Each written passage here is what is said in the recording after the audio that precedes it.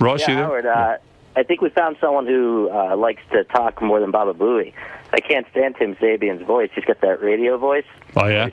When he was arguing with Scott, the engineer. Scott, listen, I'm not a people person, but I get things done. I solve problems. God, I wanted to shoot him. You guys haven't heard that argument, have you? No. I heard some of it on the wrap-up show. This guy, Tim, has a management voice. But there's another side of Tim that's, like, really cool, you know. He's got the management mixed with the radio voice. It's just so annoying. But you could tell that Baba Booey was in the background going, "Hey, Tim, can I talk now? I'm getting bored." All right, here we go. Here's Tim. I'll give it to you real fast. Here's Tim and Scott fighting, but we're up against the clock here, so... All right. And by the way, Tim Sabean's been eating apple strudel all morning. He doesn't have time for the cupcakes. Right? So just so you know. All morning just attacking that apple strudel like he has no friends. That goes quick, and I figured it was some, like, animal gnawing at it like him. Yeah, it looked like an animal had gotten loose. That bear from Bubba's studio came over here. It looks like a goddamn coyote. Scott, whose shoulders does this fall on? Who's responsible for all this? There's a lot of, steps. Engineering is really responsible for hooking him up and making sure that... Right, but that's been done. All right, the topic is, why did Dee Snider's connection sound bad? Or Mike Walker. Mike Walker. Oh, right. Mike Walker's, okay. We'll get to hear that again today. So now we just want to make sure he sounds good every Thursday. Fine. And whose responsibility is that? That's my responsibility. And we've had any problems. Everything's been going smoothly up until now. But when the email went out that said, "Hey, I want to be out there, maybe I should check it out," did anybody say, "It sounds fine, it doesn't need to be checked"? Everybody said, "That would be great because it sounds really bad." I thought it would be great because I've heard Howard say from time to time that Mike couldn't hear himself or that maybe he didn't like the sound of it. So I actually emailed back the word, one word, great. I don't type well. Fine. So okay. They were overdriving it. The sound coming in was overdriven and it was distorting, and we needed to make sure that it was right coming into the building. Once it's in the building, it's up to you. My fucking shoulder. Because you're the guy that controls it in the building. Isn't Scott funny? He just said, "I take full responsibility." And he goes, "Why is everyone throwing it on my shoulders?" Right. Because you just took full responsibility. You don't have respect for me, Tim. When I recommend something for you to do, you look at me like I'm a fucking asshole, all right, Tim? Don't fucking look at because you have no respect for what I do. That's your opinion. Okay? That's my opinion. That's right. Because I recommend things and you look at me like I'm fucking crazy, okay? There's a road you don't want to go down. No, I don't, but I am right now. I'm telling you, I know what you're talking about. You don't want to go down this fucking road. Not that. But there's a lot of things that, I would say, and then I just get fucking ignored, so I just... But having said all that, that has nothing to do with this. This just means check... Scott, let's get into it right now. I'm not getting into anything else. I'm not getting No, I want to know. You made the accusation, now what have I ignored? There's audio things that I would like to do, but we don't have the money, or we don't have the... Well, if we don't have budget, then we don't have budget. This is Program Director Tim Sabean. Okay, what's the next one? With you, but everybody's jumping on my... You can't make these accusations unless you have facts to back it up. Okay, that's number one. What's number two? I'm going to say you hired someone that I wasn't happy with to do a certain job. So, not anybody. I need to get your approval. No. You really want to go down that road? You don't need. You really want to go down that road? Do you really want to go down that road, Scott? Okay, don't. I'm not. The entire audience wants you to go down. Yes. I bet that's a special. It's not about not hiring somebody. It's about hiring somebody that may not be qualified. That's the road. In your opinion. And this is my opinion is fucking 35 years of engineering. That's my opinion. You don't have any fucking engineering experience, How do you know? Okay? How do you know what my resume is? Tim, tell me, how do you know my resume now? You've been a program director how long? Many years. I know you've been in radio what else have I done? a long time. On the air. What else have I done? Worked in engineering. What else have I done? Okay. All right, fine. Everybody's ganging up. Come on, no, you make an accusation. Come on, let's go. Let's go. Let's go. Come on. Bring it on. We just talked about it. Bring it on. You want me to bring... What, do you want to fire me? I'm not going to bring it up. I want to discuss it. I'm not going to bring it up. I just brought it up. We discussed it. That's it. There's nowhere else to go with it. It's good, isn't it? What's the road they don't want to go down? Oh, I know all about it. I don't know anything. Let's that just put it sounds this way. Intriguing. Scott was recommending somebody for a job. Uh-huh. And then when they didn't hire the person, he went berserk. Oh. Yeah. But what's great about that is Gary says don't go down that road, and then Tim, in his management speech, just picks up on it. Yeah. You don't want to go down that road. The line was, John goes, we do want to go down that road. Tim goes, no, that's a special. Yeah, that is a special. Scott, do you feel like your expertise is being ignored? A lot of times, yes. Yeah, a lot of times, yeah. Things are done without consult. I can't give an example right now without give me an example. A lot of things are done without even talking to me. I don't have it in my head right now. Give me the example. I don't have it, I said. Well, take a week then and give them to me. It goes in my head and it goes out, all right? You don't want to fucking deal with me? Then fine. I'll catalog you all the time. I don't catalog it in my head. I don't want to fight with him. But if you want to do it, you're the boss. If you want to do it that way, okay. I'm not going to fight with you about it. Just let it go. What has gone wrong as a result of the decisions that were made? I told you, it's not in my head right now that I would, could repeat to you. Can I jump in for a second? Because I think there's a lot of shit that goes in and out of my head. Like, all right, you don't want to do it that way, fine. He's the world's worst arguer. Oh, yes. Scott the engineer, like, well, okay, give us an example of what went wrong as a result of the person I hired. I don't know. I don't know what you're talking about. Or like saying something when you don't have all the facts. Yeah. Like, hey, do you have any engineering experience? Yeah, I do. All right. Well. Yeah. Typical rookie lawyer mistake. He goes, what's my resume? And he's like, how long you been a program director? I will get, I don't know what Scott's expertise, though, is. Even the super fan trivia was all messed up. But everybody says to me who knows radio, I guess, says Scott is an extraordinary engineer. I mean, that's what I've heard. I'll tell you what, he's a good bowling commentator. He's great on the Bowling Beauty show. When I argue, it's like taking a test. Yeah, you're the worst. You know how you freeze You're a up? bad arguer. I'm very bad. I know that. The one mistake, you went off the topic. The topic. And started something else, and that's when you had nothing to back it up. No. You got your ass in a jam. In a debate bracket, you'd be like the team playing Duke in the first round. You're angry with Tim because you had recommended someone for a job. You That's made what a I bad heard. pass. And that you recommended someone for a job, and he decided not to take that person, and now you feel all hurt and shit. Well, no, it goes a little further than that. Go ahead. It's just I don't want to get into it. I don't want to fight with him about it. And he did what he had to do, and that's I'll give you a legitimate bitch Scott has, and I'm serious about this. The only guy not to get an iPod, everyone got one. See, that's the whole subconscious thing. The iPod. That's why I'm really. I agree with you there. That's a little bit of a fuck you, but here, listen to this. We were at K-Rock where you definitely felt you didn't get the respect, and we left there, and you were sort of deemed a pain in the ass. I don't think that's any surprise to you. So we came here, and I got to tell you, we walked in here with good blood, not bad blood, good blood. Everybody was happy to come here. You came here pretty happily. Everybody was happy to have you here. I got to tell you, and somewhere along the line, you're a pain in the ass again to management. I'm not a pain in the ass. I'm not saying that's how management sees you. I haven't done anything to be a pain in the ass. I got to tell you, my studio was designed all wrong. I got to tell you that. My studio was a pig fuck. It was designed. They came to K-Rock, and I said, this is what I need. It wouldn't cost them any more money. It wasn't any different. They got me a wrong board, and you saw it. They had an ADA board. It's a pig fuck. There's two boards connected together. It's not the right equipment. But have I fucking been a pain in the ass about that? I worked with you every inch of the way. We've tried, but the equipment that I have worked together. No. And we've gone to the a couple of times to see if we could upgrade what I have in that studio. But they didn't get me the right equipment. We tried to get the right equipment, and it was shot down by the budget. So have I complained about it? Yes. Have you been able to do the job that you need to do on the equipment that you have? Yes, I've been able to do it, but not the way it should be done. Right. Okay, but you've been able to turn out the products that you need to turn out. And that's all that management cares about. They don't care if we have the right equipment. Also there's There's only so much that I can do because I'm limited by budget. As you have a household budget, you only can spend so much. I'd like to go out and buy a Ferrari every day. I can't do that. If it was done right from step one, then none of this would have happened. Well, I wasn't involved in that process. That's not an excuse. I explained to him. I've been trying to be a solution to the problem and helping you. I got you the outside board that you wanted for the control room. Correct? Correct. All right. When the headphones are needed, have we gotten those? Correct. Have we, broken. and we got the system set up to transfer the digital stuff? Correct. Okay. What else? I've tried everything I can. Everything that you've come to me and we talked about, I've tried to create solutions to the problems. And there are certain things that are out of my power or out of my budget that I just can't do. And I tell you what I can and can't do. Again, they haven't bitched about anything really. To go to a larger issue, and again, I'm not taking sides here. I will tell you that I'm in between. I don't know where I've been a pain in the ass. I'm in between both of you. No, you're not Tim's a hard guy to irritate. One thing, and you have irritated. I know what the thing is that was a pain in the ass on. I apologized to him, and then we moved on. You are a pain in the ass. Yeah. You really are. Why? Because you always have something going on. Because I want the right equipment? That's being a pain in the ass?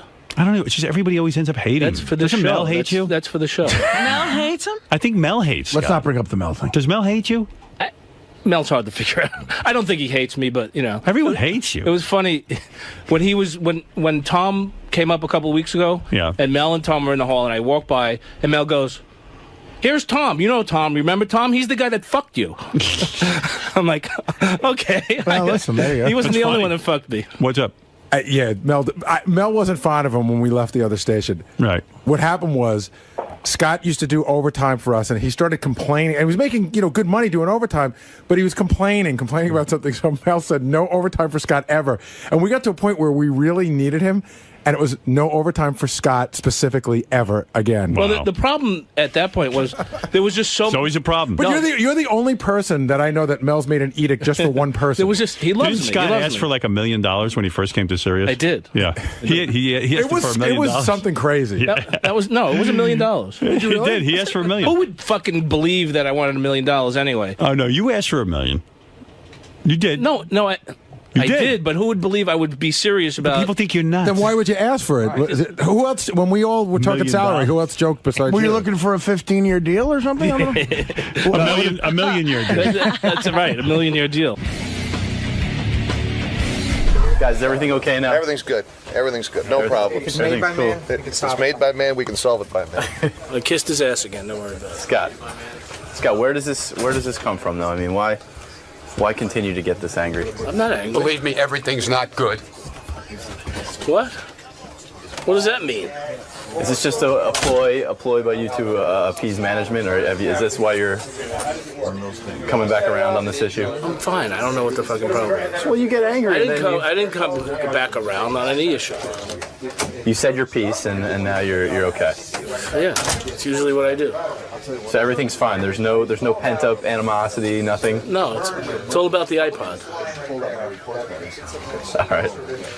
I see you've moved on. Yeah, it's no fucking big deal. When people push me, though, that's when it becomes a big deal. I said it wasn't a big deal. No, I want to know. I want to know. I want to know. No, it's fine. It's over. No, I want to know. So I'll back off. I don't want you to pull back another, off. Don't push me. I see what you've done to Ganji. That's right. The cameramen are in. Screw up. You got it, Howard. I mean, no, just kidding. And you, I have an issue with you, too. Now I can move fast. The fastest I've ever seen Scott.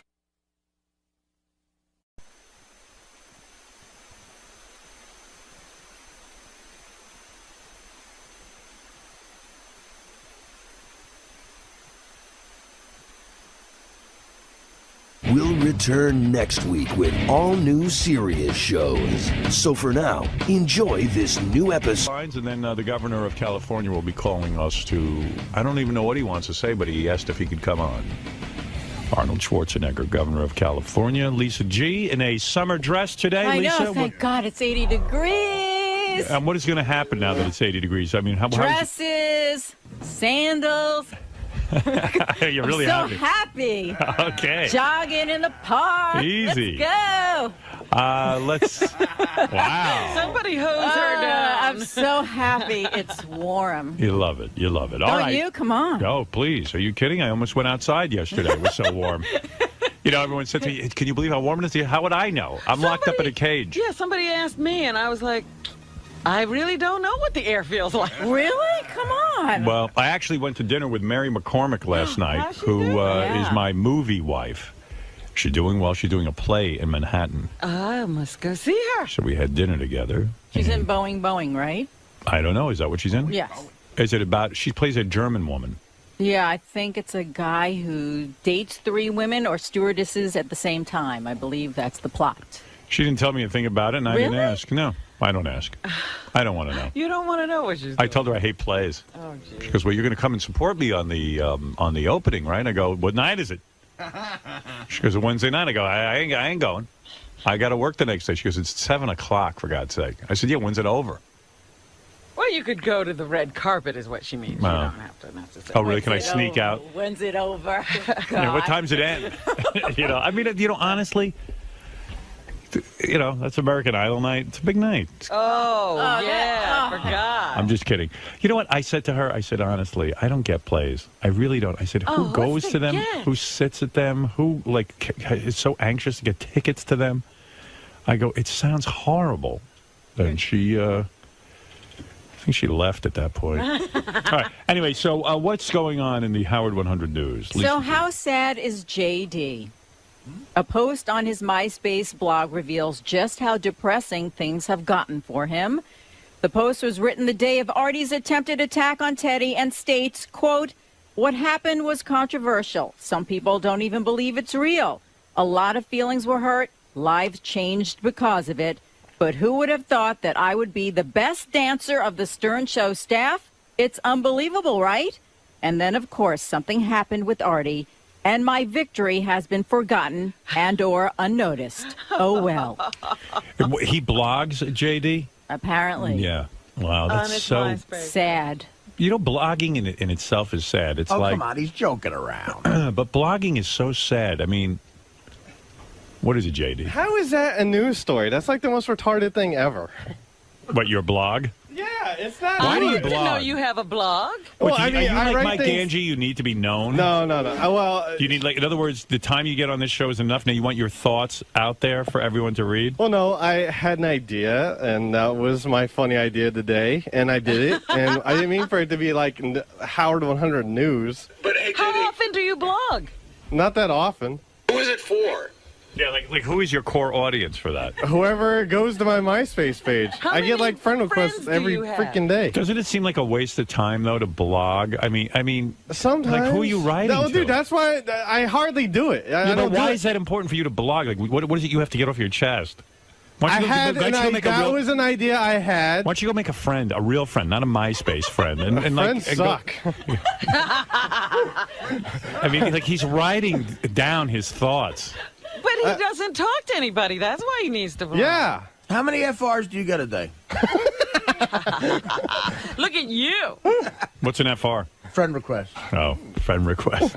How do you know that? I just made that up. I don't know. Is that a thing? No.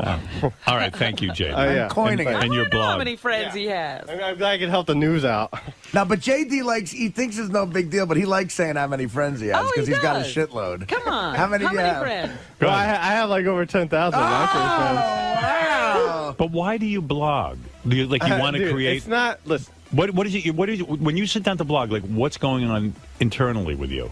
Like, I don't know. You know what? Sometimes, like. Are you a star? Is that what it is? No, I don't. You think it's important that people hear your thoughts? Sometimes, like, I think I just need to write something to write, and that's all I can do. What is the need to write? Well, I want to be a filmmaker, and I feel the only way I can sort of get into it is if I write, like, my first project. That's a And project, I haven't really gotten to that point. But, writing about Artie's blow up and how you feel about it. And but that you're a it's good at least dancer? writing something. I don't know. Creative writing. What do you think's going on, Robin, psychologically? Like, why is he writing on a blog? I think that he needs to have human contact. Yeah. And he's not capable of actually making a friend. Well, yeah. So he's talking to people on the internet. That's as close as he can get. But he needs to express himself. But if you're going to express yourself, like, why don't you write about cool stuff about how angry you get when hot girls come in the office and they don't want to go out with you? I mean, write about that shit. That's what I want to read. That. Well, you know what? After my MySpace got read on the air, Well- I have a conscious thing of everything being read on the air. So, But write about cool stuff. Like, do you want to have sex with Lisa G? Not really, no. No. So write about that. Huh? Write about that. That's a line. I don't want to have sex with Lisa G. Why? You know you'd want Lisa G. You don't want Lisa G as your girlfriend? No. Really? No. You're so full of shit. No, I'm not. I'm not full of shit. She's an attractive lady. And she's going to All dress. right. She just can be very, like, very, Annoying? Yes. Yes. Are you annoyed with her now because she did this story? Yes. Yeah. Like, how sad is JD? Fuck off. It Leave is me sad. alone. She's right. It's sad. Whatever. Who cares? You're blogging. You have to point it out to everyone. Jesus, I know how sad my life is already. It doesn't need to be pointed out by everyone. Why are you not announcing the Howard TV commercials? Hi, this is JD. Yeah. Howard TV. I want you to announce. Thank you. All right, that's the new voice of Howard TV right there. If Lisa G offered herself to you, if she came to you and said, look, JD, out of all the guys here, you make me the horniest, and I need a man. I haven't had one in a while. You would not want her? That would, maybe, but that would be a totally different way of how I see Lisa now. Lisa, is that ever going to happen where you go to JD and say, you make me horny and I need you to satisfy me? At the cookie No. party? Never. No, because she has taste. Oh. Oh, see how sad he is? That's so sad. You said that once on the air already. Oh, my God. He remembers everything you said. It's just like a serial killer. I'm like a parrot. Everything about me. He's a blogger, you know. I saw Teddy yesterday on the elevator with his lunch at Burger King. And I said, do you go to Burger King every day? He goes, no, I'd rather have McDonald's, but that's a far walk. And there's a McDonald's like a block and a half away. It's busy there, dude. Everybody should get in the sun, but I said, what? Teddy or JD you're talking about? JD. Oh, you said You Teddy. said Teddy. I did? Yeah. Oh, my God. Oh, yeah. No, I saw JD with the Burger King. Oh. Substitute everything I just said about Teddy with JD. And I JD, really, you won't walk to McDonald's? It's like it's a McDonald's like right on By the way, Artie doesn't believe in talking about other people on the air, but he saw you going to McDonald's. No, but seriously, why can't you walk to McDonald's? You won't walk an extra block and a half? Sometimes I very rarely do it. It's like He's getting heavy, right, Art? Fuck off, fuck you. Leave me alone. it's not that he's heavy, it's flimsy. he's doughy. Yeah. I'm very doughy. Whatever. I'm jiggly. I'm at least constant. No, but I did I felt bad because he I said, what is your day? So you leave here when? He's told me like 3:30. And then he goes right to that apartment and he sleeps until he has to come back here again. He has no life. That's right. That's why he's my favorite. That's why he's my favorite employee. But that's why he's blogging. Can you do push-ups and stuff, or are you too weak? I did like 5 push-ups one time here. You know, but you're thin and you're in your 20s. You should be able to do more. Even I could do like about 20 at that point. I don't know.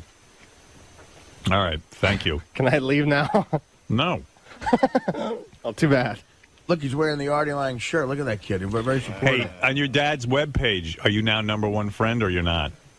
You know his dad has a webpage and it says you're #1 friend and JD's like #3? I think I'm number... I don't know. Have you I think moved I'm up at number all? I haven't been to it in forever. What were you again? You were #2 or 3, right? I was #2. My brother was #1. 𝗬𝗵𝗲 𝗦𝗵𝗏 was #3.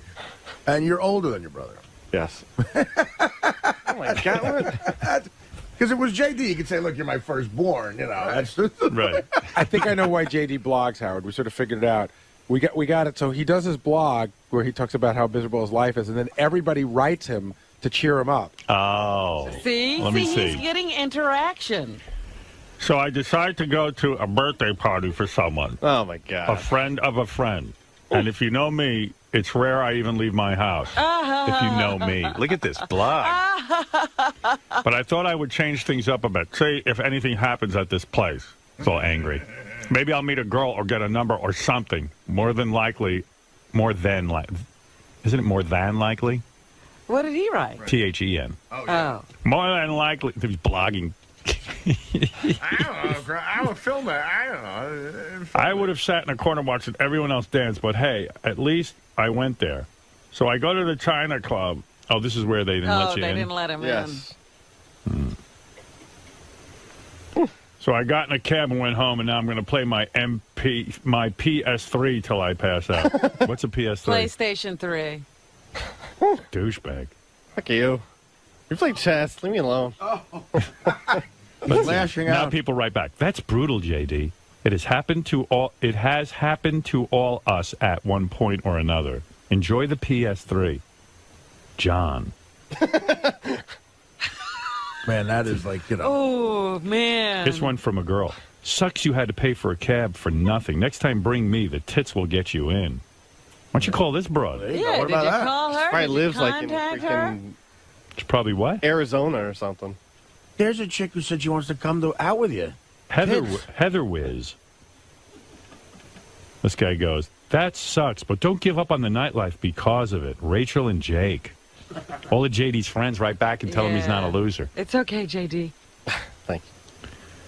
Fresh Kid Ice. I I used to sit in the corner and watch everyone thing. I used to do that. I soon came to realize that the people I was observing, the people who thought they were cool, were not the kind of people I wanted to be around. Conversely, these people were utterly lame and shallow. Yeah, right, asshole. Arrogant. You only wish you were part of that crowd.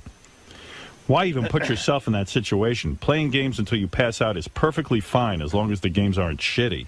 Exactly. This is like Nerdville, USA. I'm telling you, what hole have you fallen in? I don't care about those kids. I want to stay home and play PlayStation 3. Who wants to be them? Fuck all those cool kids.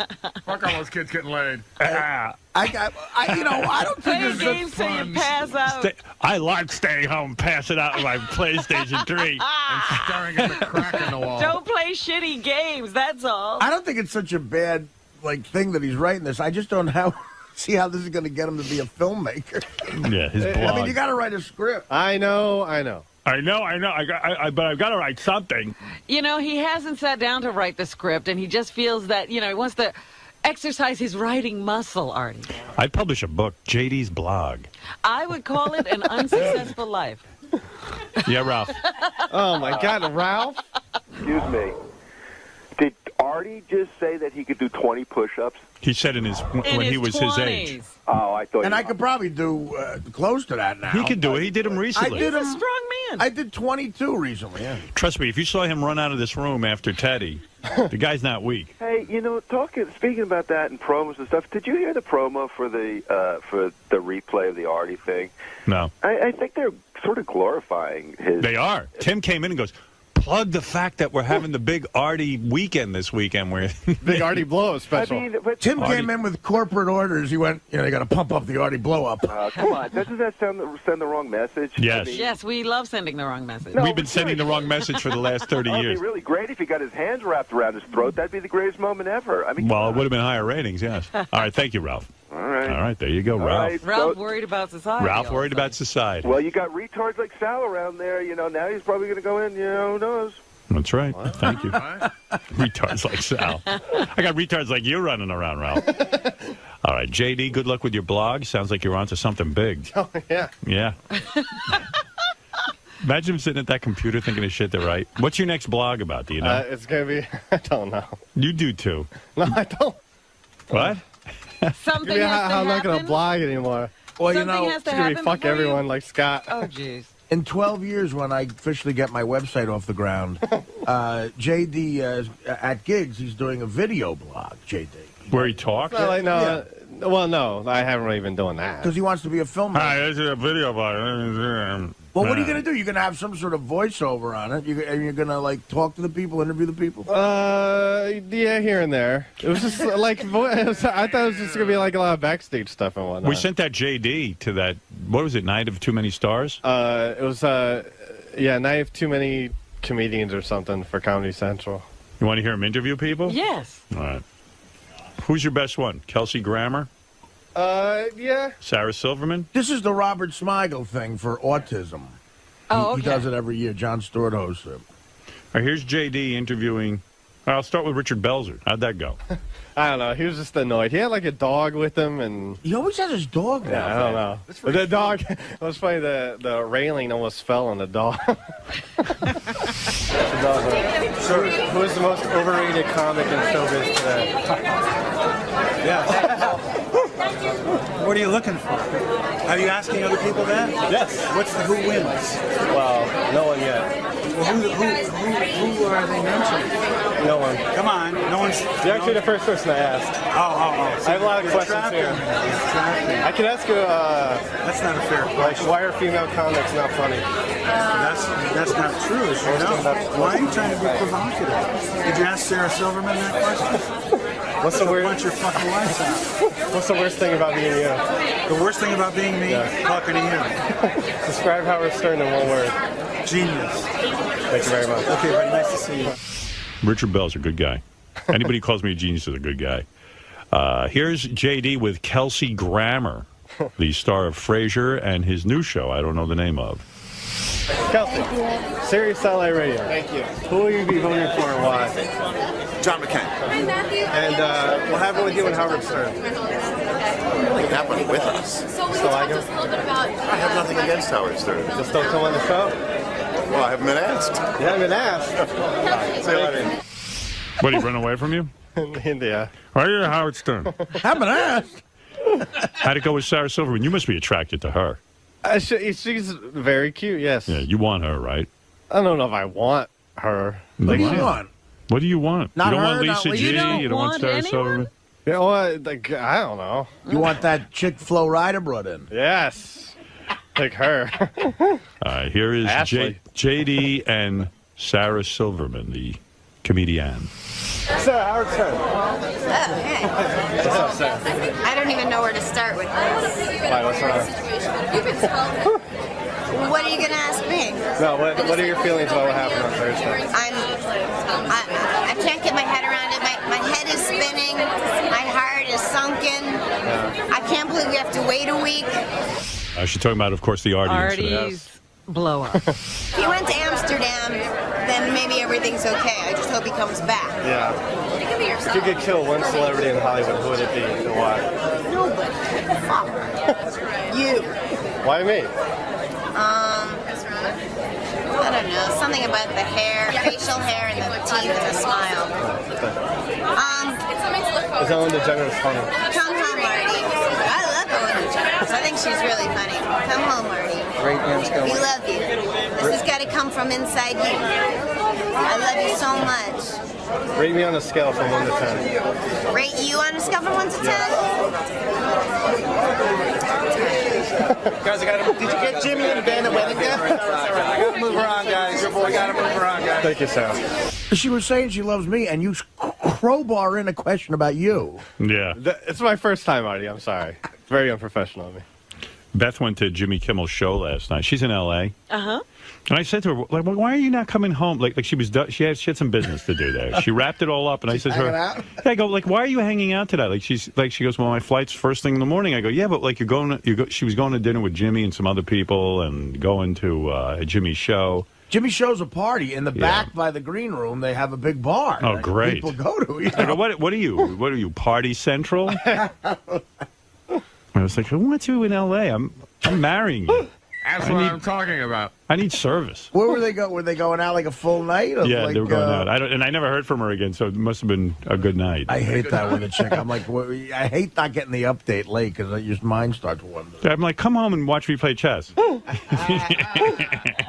home and watch me blog.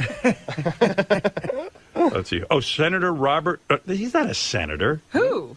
It's Robert F. Kennedy Jr. He's not a senator. Oh, whatever he is. I don't know. Yeah, Richard put that in. I think Richard thinks he's a senator. I think I told Richard His that. father was a senator. Right. He's something. No, he's Robert Kennedy Jr. Okay. He's not anything. Dude, I don't know. He's an You don't know? You don't know that he's not a senator? I at least know his name. I don't know his like professional status. Fucking retards all working here. Sorry. I just have one quick question. Do you support the merger between XM and Sirius Satellite Radio? I don't really know. I think it's going to be good in some ways because I'll be able to get all of those stations on XM radio.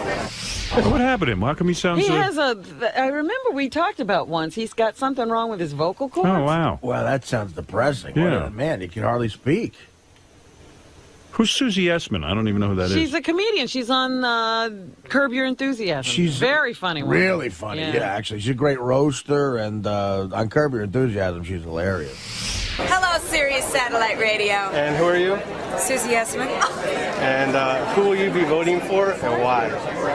Oh, I don't reveal that information. Do you think comedy is too vulgar these days? What the fuck kind of question is that, asshole? Hey, man. Do you think Pam Anderson is misguided or just stupid? Do I think she's misguided or just stupid? I don't know her personally, but the fact that she's visiting the president right now, as we speak, I believe, makes me believe that they're on a very similar level. Is that true that she was visiting the president? Visiting President Bush? I read in the paper today that she was invited to the White House correspondence thing at the Hilton. Oh, really? They were, asking celebrities to go. She's one of them. I'd invite her, too. Yeah, why not? Well, I can't. She's 40 now, though. So. Why is Richard Simmons having such a hard time finding the right woman? Because he's gay. stupid fucking question is that? Are you a fan of Howard Stern? You know what? I like Howard, yes. Describe Howard in one word. Funny. Thank you very much. Okay. Mary McCormick told me last night I look really good. I told you you developed a look that works. Yeah, that chick, 𝗬𝗵𝗲 𝗦𝗵𝗶, that was a little taste of it on that Curb Your Enthusiasm. She plays Larry David's manager's wife, and she just screams vulgarities at Larry David because she hates him, and their dynamic together is so funny. He looks at her like she's a monster from outer space. He's actually afraid of her. Yeah. Was Triumph the Insult Comic Dog funny with you? I haven't heard it. Yeah, he's funny. Sirius Satellite Radio. Howard, what's going to happen? Oh my God. Oh fuck, man. I heard it go down with Artie. Oh fuck, man. Here's my theory. I think Sally's behind the whole thing, man. What a fucking asshole, Sally. But you know who really pisses me off? Fucking Richard, man. Where the fuck was he when Artie needed help?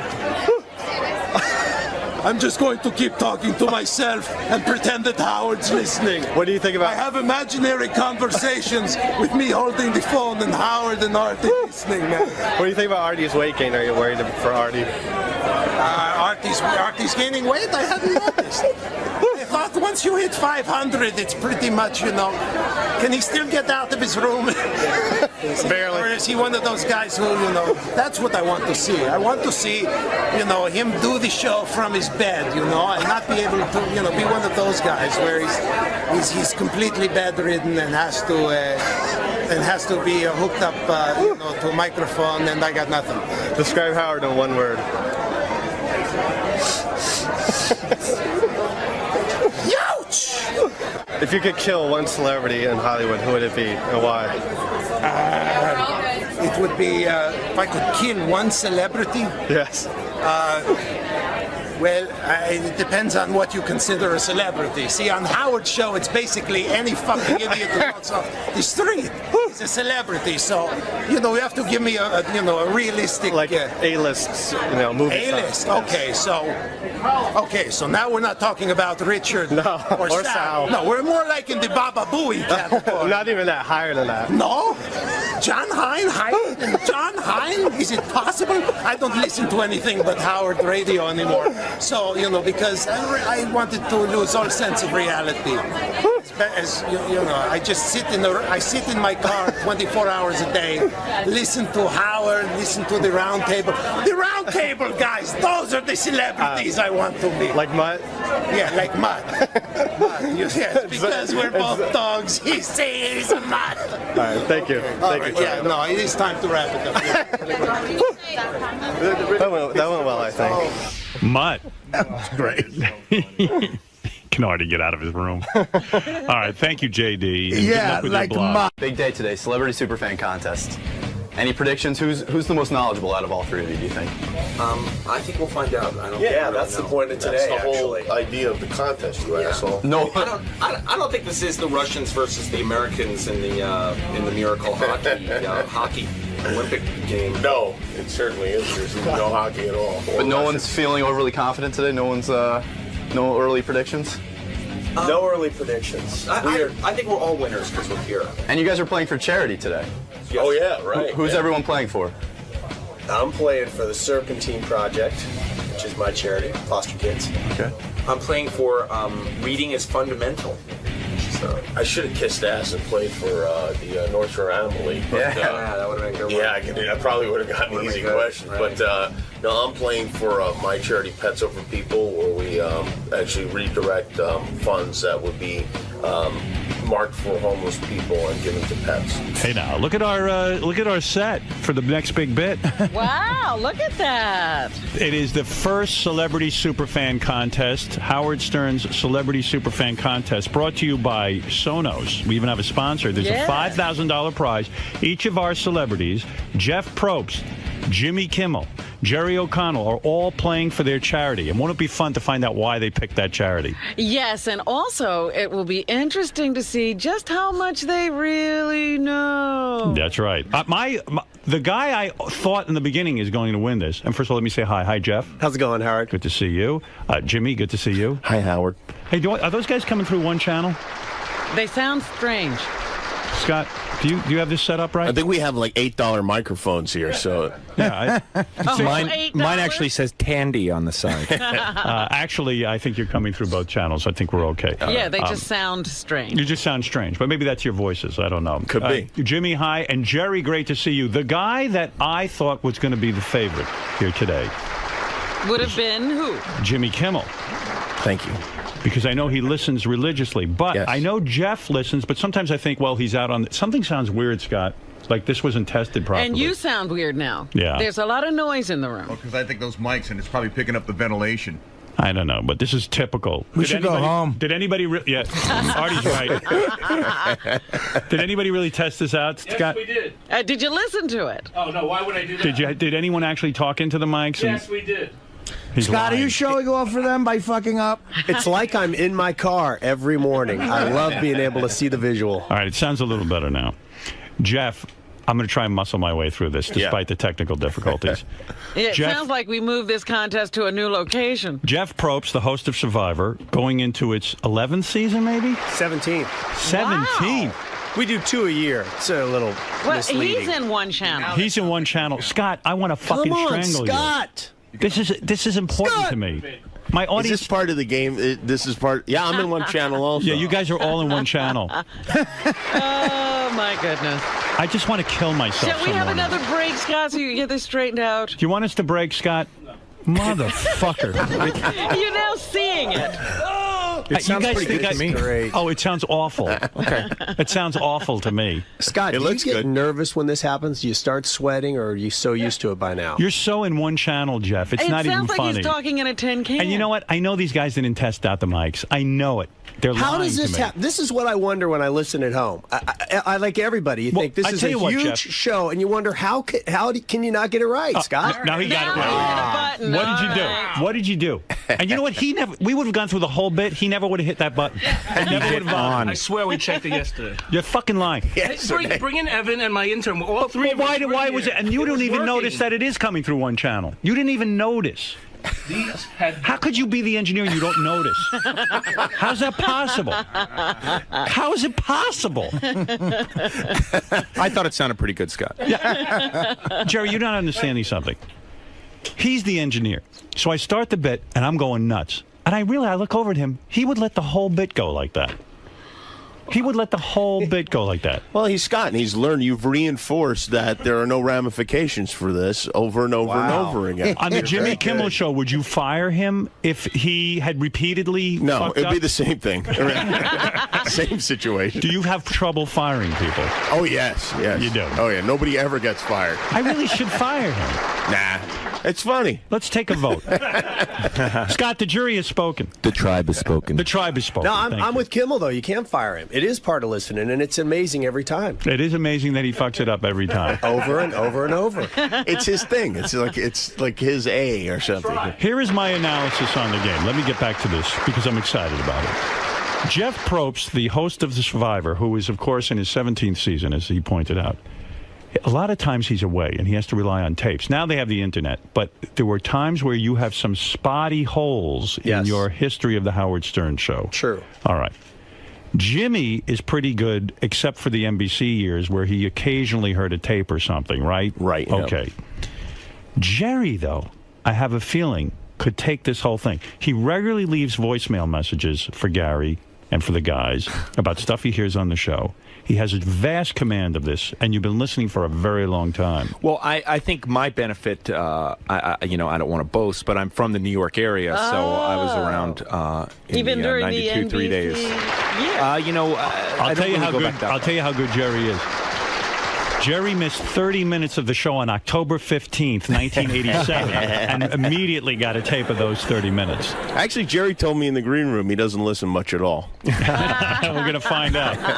All right, Jeff Probst. Getting in your head. 17 seasons, and I now notice they've made you a producer on the show. Did that mean additional monies? No. It did not. No. Why did you want to be a producer if it meant no additional money? I really didn't want to be. Burnett just gave me the credit. I see. Kind of from the beginning, we've all had the same role. Everybody contributes. And in the beginning, CBS was very much against their host having anything to do with a producer credit, and Mark just gave it to me later. Is it true that when you got the job on Survivor, you were down to your last $5,000 in the bank, and that, in fact, you were almost broke, and this was a lifesaver in your career? I had just under 10 grand. Yeah. Just under 10 grand. And now you are a multimillionaire who regularly dates the girls on Survivor. Not regularly, but did. By the way, have a good-looking long batch this season in Micronesia. Yeah, we got Very lucky, attractive. and they stayed long, which is always a plus. That was a good episode on Sunday. Artie recently estimated your salary at. Artie, what did you estimate it at? I did? Yes, we were on the air and you said Probst must be worth, and then you came up with a figure. No, I said at least $100,000 an episode by now, right? I don't know how many episodes they do. How many you do? Oh, more than that. They send him to an island, for God's sake. But he's in there. I won't lie. It's really good. Wow. They've been good to me. Well, with the producer credit, does that mean now when it goes into syndication? Nothing. Nothing? Reality's not. It has no. It's a completely. There's no union. So is that just for involved. pussy or something? But you know what? Reality doesn't really have a life in syndication. It's Well, hard. they have that outdoor channel Yeah. now. There's places for it. They sold Survivor for a pretty good chunk of change. They did? Yeah. I didn't realize I'm that. sure. And you don't get a piece of that? No, nothing. But I'm not complaining. So what happened? You were dating one of Julie. Julie. Right. 3 years. Yeah. One of the chicks from Survivor. Yeah. I knew that was going to end in a disaster. Really? Why did Why? you know that? Because it's the same as an onset romance. It's very difficult for it to work out. That's also your prediction for every relationship. Yeah, exactly. Yeah, but actually, you just predict that it's going to end, and they And usually you're do. pretty much gonna be right. Yeah, But did they fall in love in the woods? Yes. Well, I was probably falling in love in the woods. What's Jerry holding up? He's holding up a sign that says, "How is Ivy supersonic to Benji?" This guy's a real hardcore fan. Wow. Okay, listen, you've got to just maintain your cool, Jerry. Jerry should be happy to know that I'm playing in a celebrity trivia expert of Crossing Jordan. Oh man, Are you? I didn't know that. Yeah. It's going to be you versus my mom. I bet you already wins. I know your mom missed 3 episodes. Jeff, explain to me something, though. You were going out with Julie. Right. You met her on the show. Right. Did she come to the tapings of Survivor with you? Because how else could you have a relationship? You're out of the country. Yeah, after that, yeah, she could visit. Yeah. And you were banging her. It was going great. It looked like the road to marriage was clear. What went wrong? Just didn't work out, just like when relationships don't work out. We just couldn't figure it out. But yeah, it was definitely a serious relationship. Are you back in the saddle? Are you getting more... I am dating again. You are. Will you ever date another contestant? Probably not. I say he will. Nah, well, bet on it. I don't know. You're right. I think that's unlikely. I say you're dating David Archuleta in a week. It's a different show, Artie. Artie doesn't know that. I'm so glad Artie's back and he's sane. Thank you. Yes, we are all glad Artie's back. Can I criticize Fred for 1 second? I'm sorry, Fred. Someone Normally has to. he's wonderful, but Good luck. it would have been a magic moment if right at the tail end of Artie's fit, as the fighting was going on, if Fred had gone into Dreamin', into Artie's Anne Marie song. I think that would have defused the whole situation. That calmed him down. Yeah. Yeah, because he's almost like King Kong when he goes into a rage. And that one song, Frankenstein. that song is... With respect to Jimmy, I made the right choice. Do you think that would have calmed you down, Artie, if they had played Dreamin'?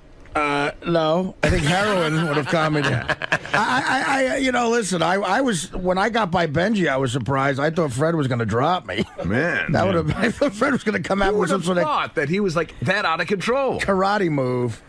Yeah. Jeff, who are you playing for today? What is the charity? The charity is called the 𝗬𝗵𝗲 Project, which is something I started for foster care kids that have just transitioning out of foster care, and really they have nothing. There's nobody there. There's no money in the pocket. There's nowhere to go. So Would you have preferred we just gave you the money? I hate these charity things, honestly. If I ever played on a game show, I would want the money to go directly to me, and then I'll worry about what I give to charity. So are you upset about this, or you're okay with it? No, I actually think I do think it's cool because, you get a chance to maybe do a little something. There's a little $5,000 grand prize for your charity, brought to you by Sonos, if you do in fact win. Now, Jimmy, What about you and Sarah? I've given mine to my gardener. You are? Yeah. Is that a legitimate charity? I think so, yeah. They have nothing. They come to this country. Yeah, I don't like Jeff's whole idea with these foster kids. The whole idea of being a foster kid and having parents is they should be disadvantaged, shouldn't they? Why should they get a paycheck? Listen, believe me, I would have preferred to be a foster kid. I'd rather be raised by wolves. Jimmy, what about you? You are still with Sarah Silverman. That is correct, the yes. well-known comedian. Yeah. You have vowed you will never marry her, and she will never marry you. We did not. We made no such vow. Sarah said she will not marry you, that things are going great, and there's no reason to be married. Yeah, well, she didn't say she would not marry me. She just said that we'd had no current plans to get married. I see. So that means... We're going to see how your wedding goes and go from there. Fair enough. And, Jimmy, what do you make of the recent announcement that NBC is replacing the Conan O'Brien show with Jimmy Fallon, which really means that they're going to put Conan on instead of Jay? I am worried that Jay is going to try and move over to ABC and steal your time slot. Are you concerned? Well, yeah, I mean, yeah, somewhat concerned. Well, the main thing is now I have to be the fat Jimmy in late night, you know? I wish he would change his name. I don't like the idea that there's two Jimmys. It's confusing. It's confusing enough. I've noticed they've made the move in the ABC promos. They go, on Jimmy tonight. Yeah, they're going to have to change that, yeah. They don't even use your whole name anymore. It's now Jimmy. Oh, yes, I'm like Oprah. Right. They have made that move. It's like they go on Jay tonight, on Dave tonight. Now it's Jimmy. Yes. Will Jay Leno, and Jerry, maybe you know something about this, or Jeff, maybe you do. Is Jay Leno going to move to another network? Is he going to try and take Jimmy Kimmel's slot? Well, let me answer this so Jimmy doesn't have Thank you, Jerry.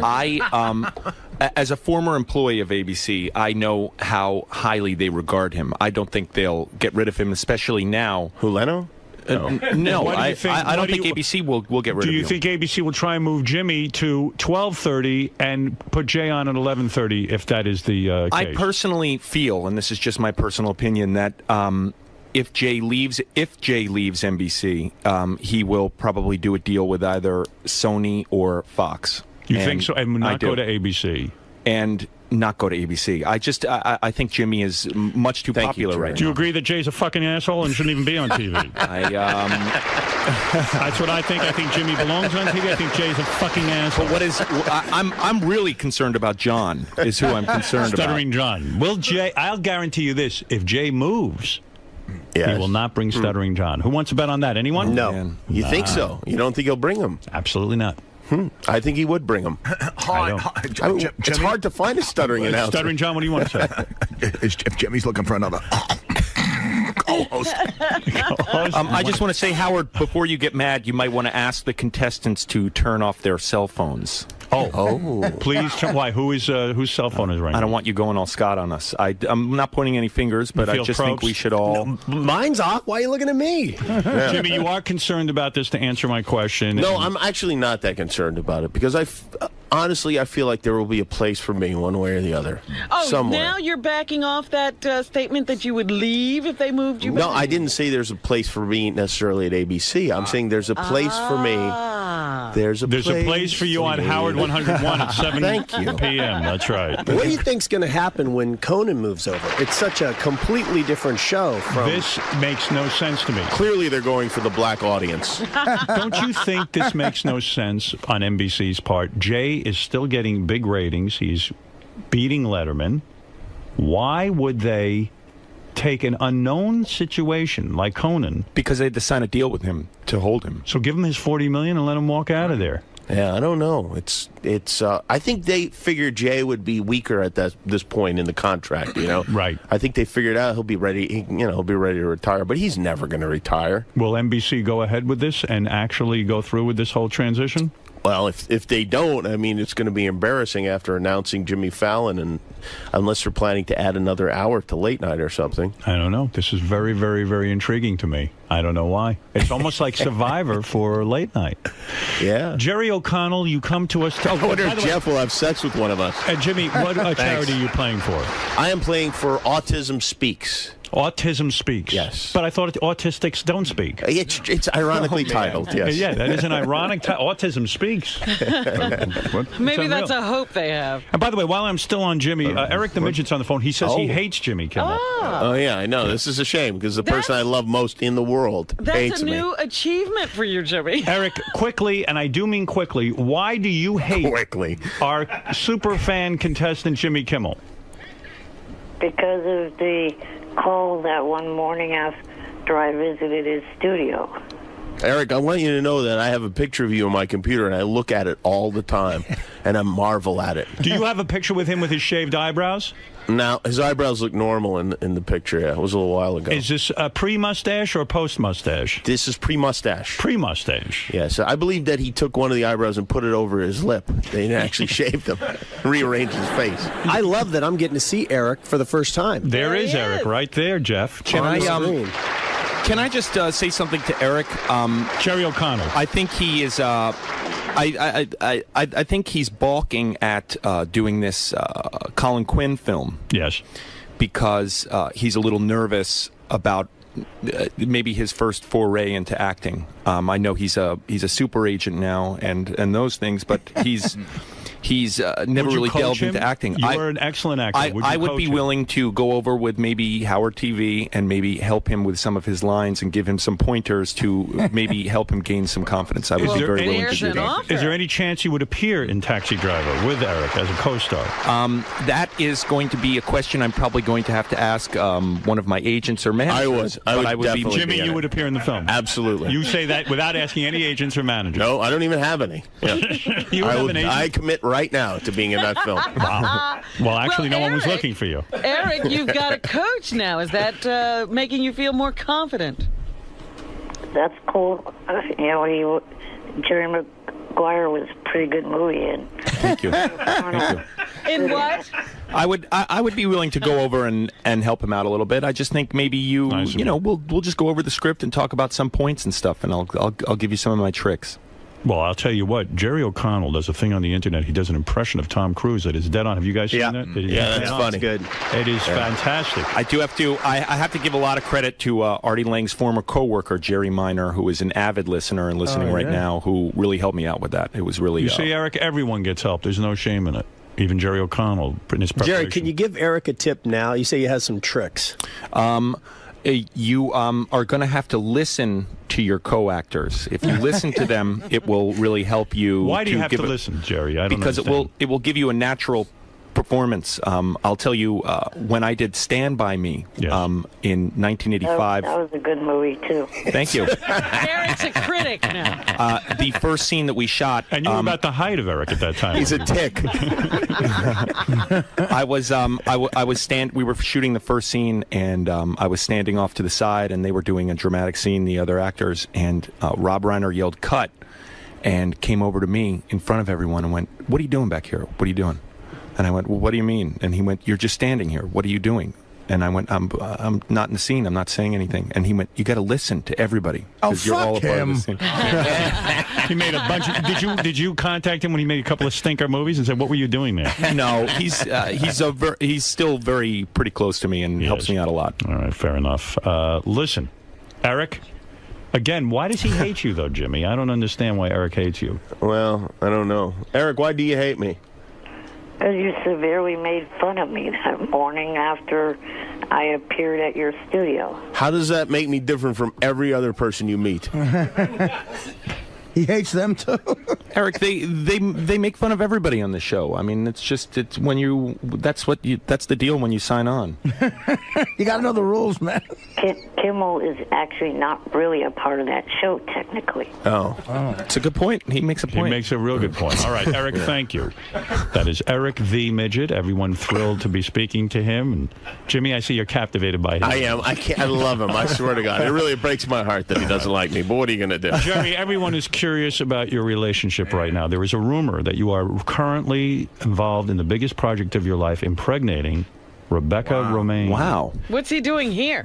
Yeah, exactly. Why are you not home impregnating her? Because in all honesty, dropping loads. Why am I not at home dropping loads? Are you trying to get her pregnant? I love you, pussy. Why? I love you, pussy. Love that click. I actually say that to my wife. I love you, pussy. What is going on in that relationship right now? Right now, I love a pussy. Is she not ovulating today? Is that why you are here? Because that's when you have the temperature wasn't right. No, I mean we eventually want to have kids. You're banging her without a rubber presently? Unlike you, Howard, a lot of people in relationships after they're tested don't use prophylactics, and I might suggest it feels totally different. You should try it. But if you're deathly afraid of pregnancy, you do what you have to do. Well, in all honesty, Howard, I'm going to tell you, if you were to procreate with Beth, that would be an extremely attractive child, and you might want to jump on that pretty quick. I'm just saying before things maybe... I'd like to see a blonde version of you as a good athlete. That'd be amazing. But, all right, so you're not revealing what plans you have in your marriage. We definitely want to have kids, but, which is an exciting time, but nothing yet. You said in a cruel joke that the fellow workers on your last series used to call you *𝗧𝗵𝗲. Yes. Didn't you take offense at that? I didn't take offense to it. You did not care? I did not care. But it's probably better that we don't joke about that stuff because... Why? Just because it's probably better. Really? Rebecca was offended, I bet. I thought it was very funny. I thought it was funny.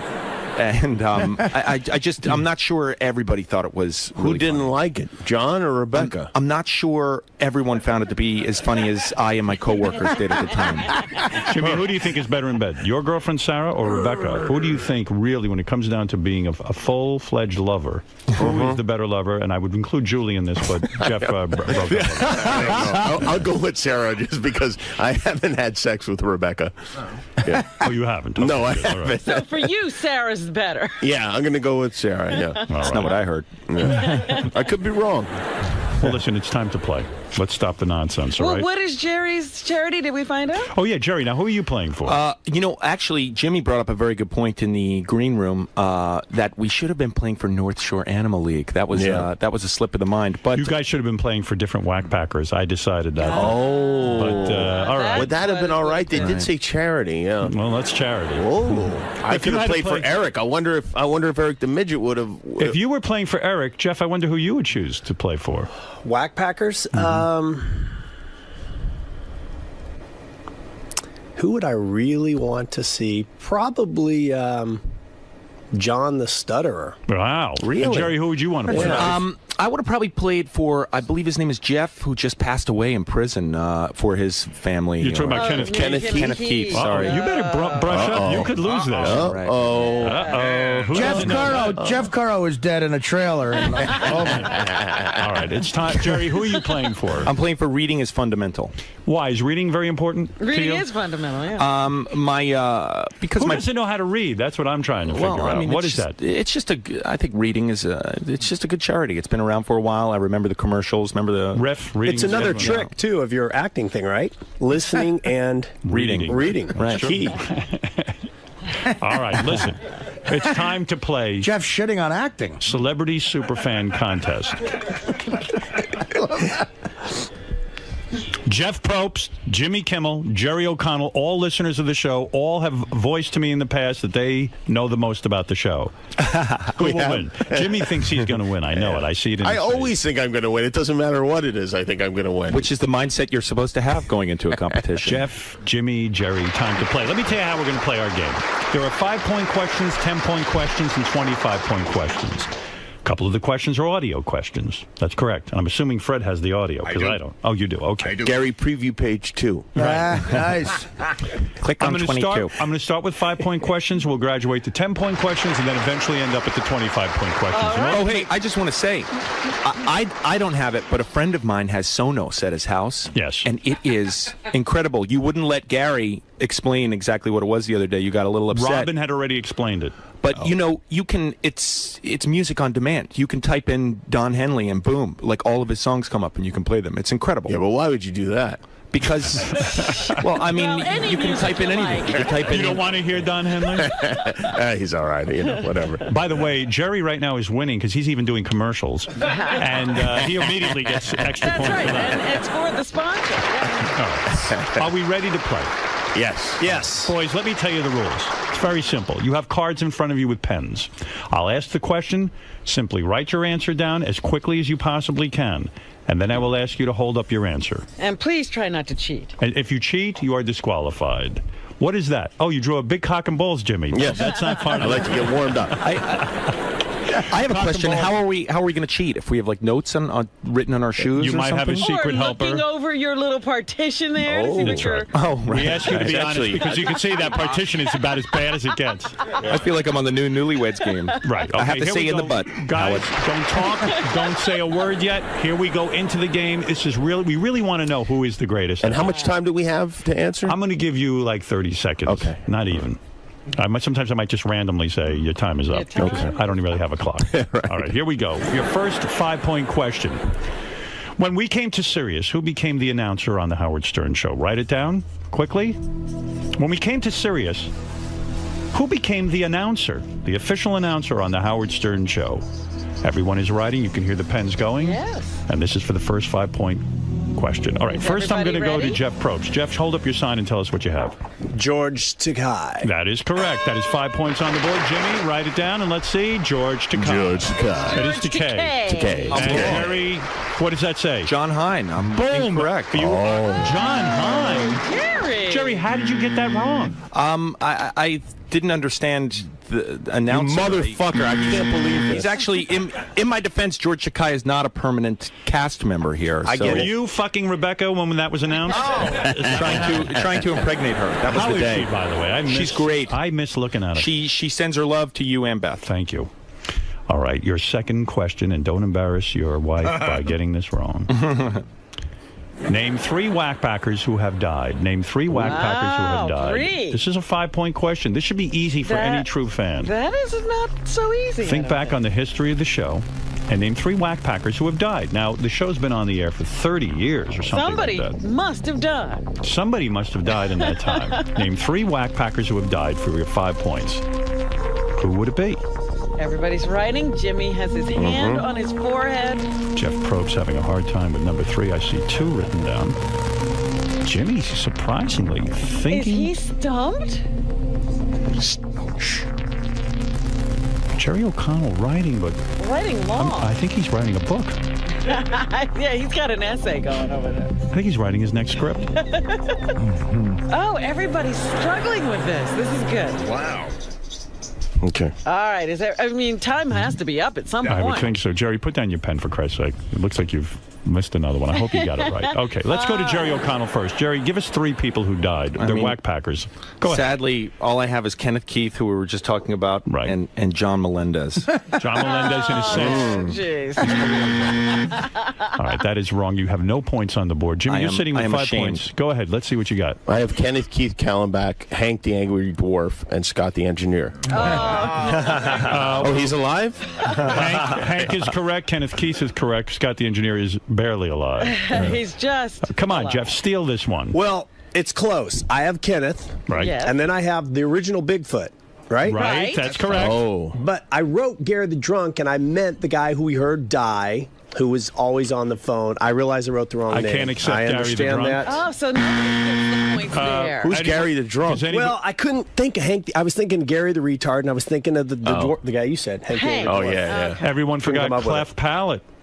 Oh, Cleft Palate, yeah. If you went far back, Froggy. Froggy, if you went back to the NBC days, and of course the Bigfoot reference was very good. I missed an opportunity to get an early lead with the dwarf. That was a 5-point question? Yes, that was a tough one. That's true. Okay, here is your next 5-point question. Come on, guys. What's the name of the department store that Artie objected to his assistant Teddy referring to in a gay way? Do a time trial. Gotta get this one. What's the name of the department store that Artie objected to his assistant Teddy referring to in a gay way?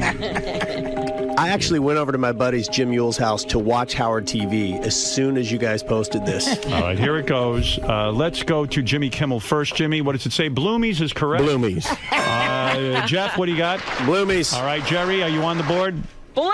Bloomies it is. The answer is Bloomingdale's. Bloomies or Bloomingdale's, would have been. Well, I was actually afraid of incorrectly spelling it, so I just went You with guys Bloomies. riding it sent Artie in a rage. Look at him. I agree with you on that. That is outrageous. Oh, that's ridiculous. Bloomies. All right, quickly, let's move through this one. Here is a first audio clip. What excitable woman said this? Shut that fuck in the hell! Who is that? Write down the name, please, for 5 points. Our score is very interesting. Jeff Probst at 10. Jimmy Kimmel at 10. Jerry O'Connell at 5.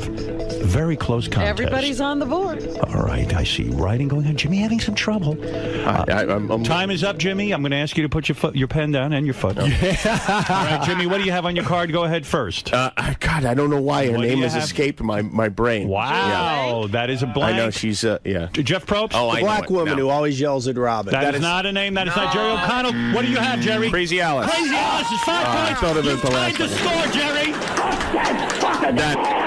I'm going to kill myself over that one. Wow.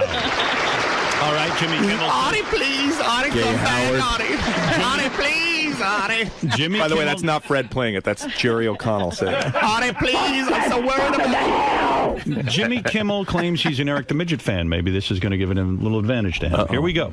Complete this. I'm his acting coach, though. Complete this Eric the Midget sign-off. Buy for blank. Buy for blank. Well, how easy do you want to get? Well, it's a 5-point question. Let's see. Maybe someone... Buy for... Don't up. Blank. Jimmy, buy for blank. What is the blank? Fill in the blank. Buy for blank. Well, maybe it's not so easy. Maybe it's not. Jimmy's struggling. Can you spell the word buy, please? B-Y-E. Oh, okay. Oh, right. no. Let's that go to gave it Jeff him. Probst first. What do you got, Jeff?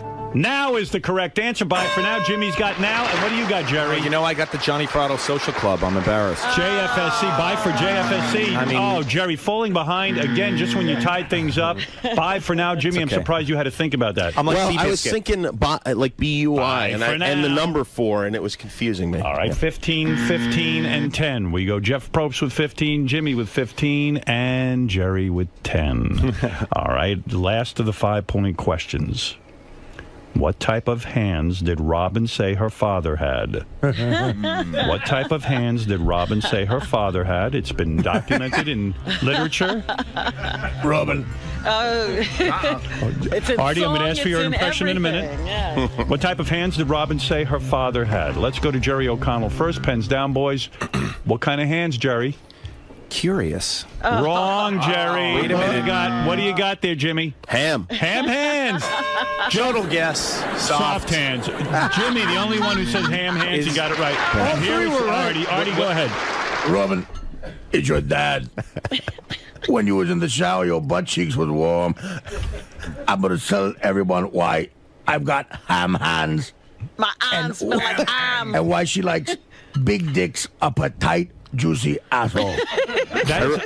Jeff and Jerry. This is not fair, really, because I actually wrote my master's thesis on Robin's childhood rape. Can I tell you something? That is one of my favorite things. First of all, he says his hands smell like ham. Robin wrote her father's fingers were the size of hams. No, I said he had ham hands. Right. But he, of course, said he has now the smell of ham on his head. All right, you know what I'm going to do? I'm going to give you one more 5-point question. The score is Jimmy Kimmel in the lead with 20.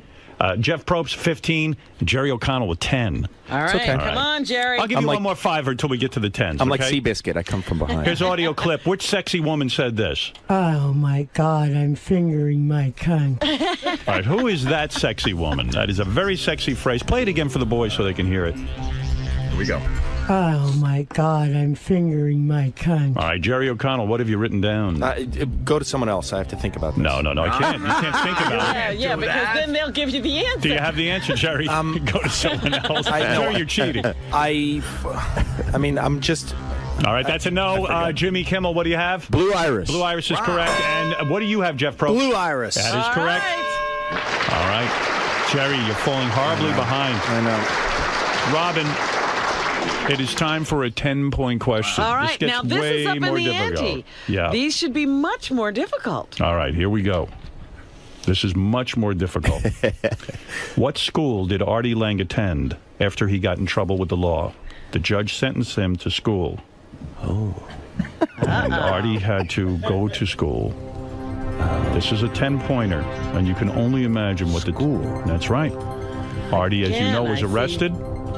He was sentenced, and as part of his probation, had to attend to go to school. What school did Artie attend? Wow, this is going to be tough. That's a tough 10-pointer. Everybody's struggling with I know it. Any B questions for what, college? College? This is the question. Okay, I'm Jeff, just you were a game show throwing host. out. You know, I know. You know. Come on. Stevens Institute. All right, Jerry, I'm going to go to you first because you are the lowest man on the totem pole right now. What is the name of the college or school? I mean, was it actually a university? I'm not giving any clues. I mean, it was a school.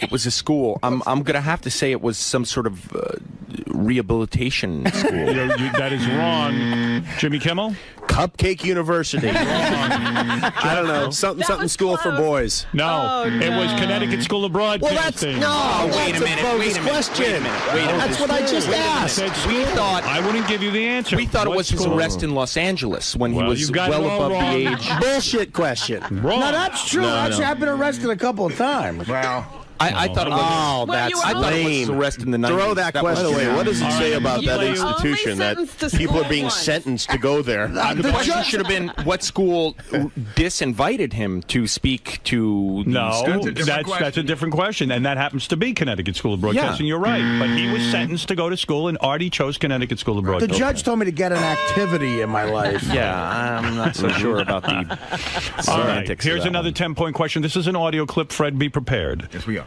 Which whackpacker owns this laugh? All right, which whackpacker owns this laugh? Listen to it again. All right, it's a very famous laugh from Can this you hear it show. one more time? One more time. Which whackpacker owns that laugh? We're playing with Jeff Probst, the host of Survivor for 17 seasons. If you can imagine that. Hey, Fred, let me get it again. One more time. One more time. We're playing with Jimmy Kimmel, the host of Jimmy Kimmel Live. He is very successful. And, of course, Jerry O'Connell, super fan, super actor, and super getting of a girlfriend and wife, Rebecca Romaine, who every man desires. Jerry O'Connell. This is struggling. This is proven his theory. No one with a wife that hot knows a lot about a show. Yeah, Jerry's failing miserably. If it wasn't for Rebecca, he'd probably be a much better player. All right, Jerry, I'm going to go to you first because you're in last place. Come on. What I'm do you got? I'm gonna say Bong hit. Bong hit who? Bong hit? Bong hit. Mike, Eric. Bong hit Eric. Oh man, Jerry, this is looking bad. Jimmy, go ahead.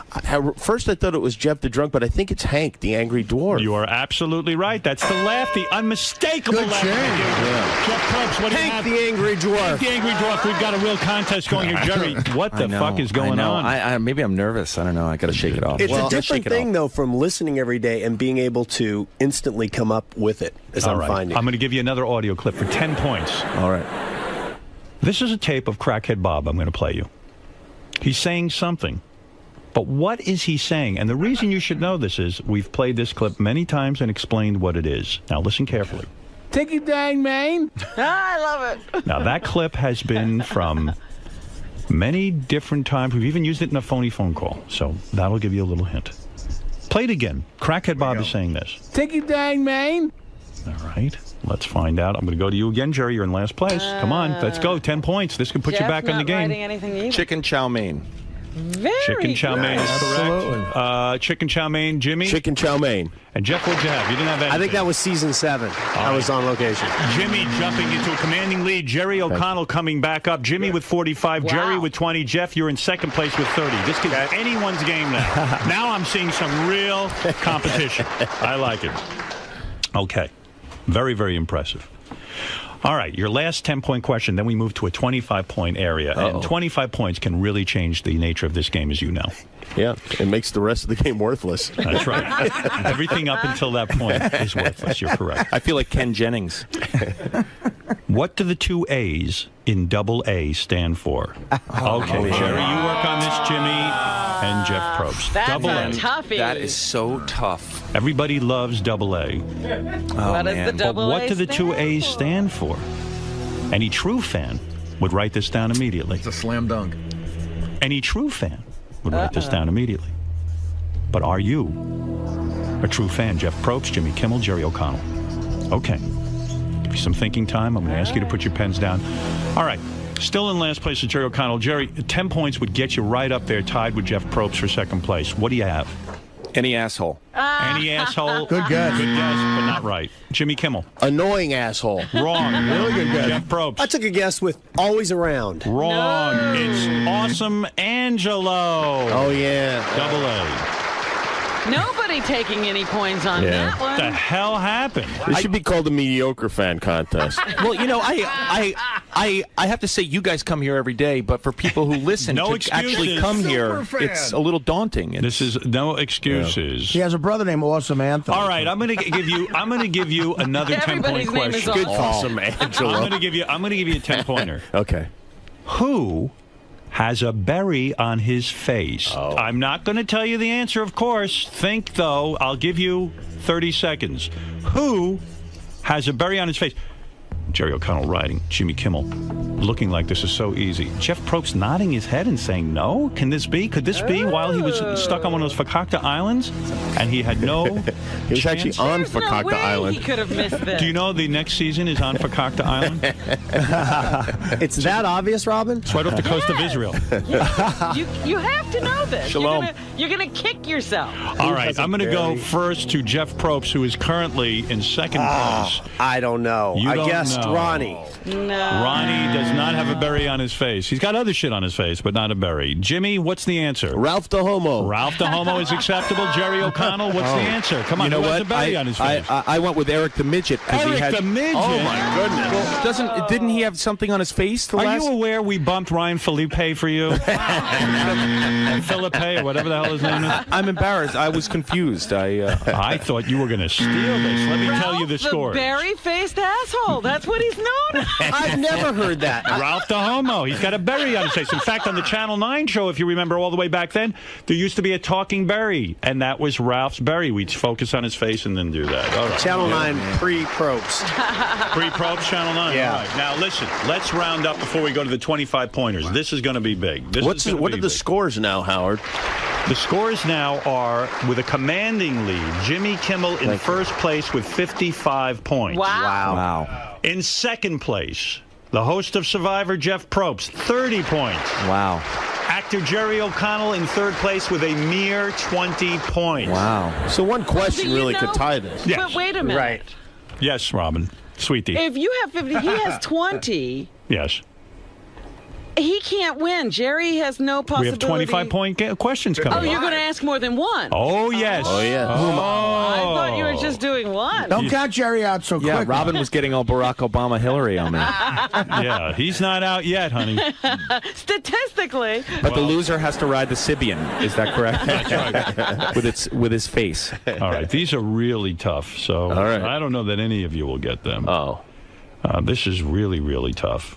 Oh, my goodness. Okay, I'm going to do a 25-point audio question. Okay. Okay. Who is this fierce defender of a legendary Cape Crusader that is describing Howard? Listen to the tape. He is infinitely more dangerous than any fictional adversary a superhero might have. Those adversaries don't use the media for their foul deeds. Who is this woman who is pontificating about a legendary Cape Crusader?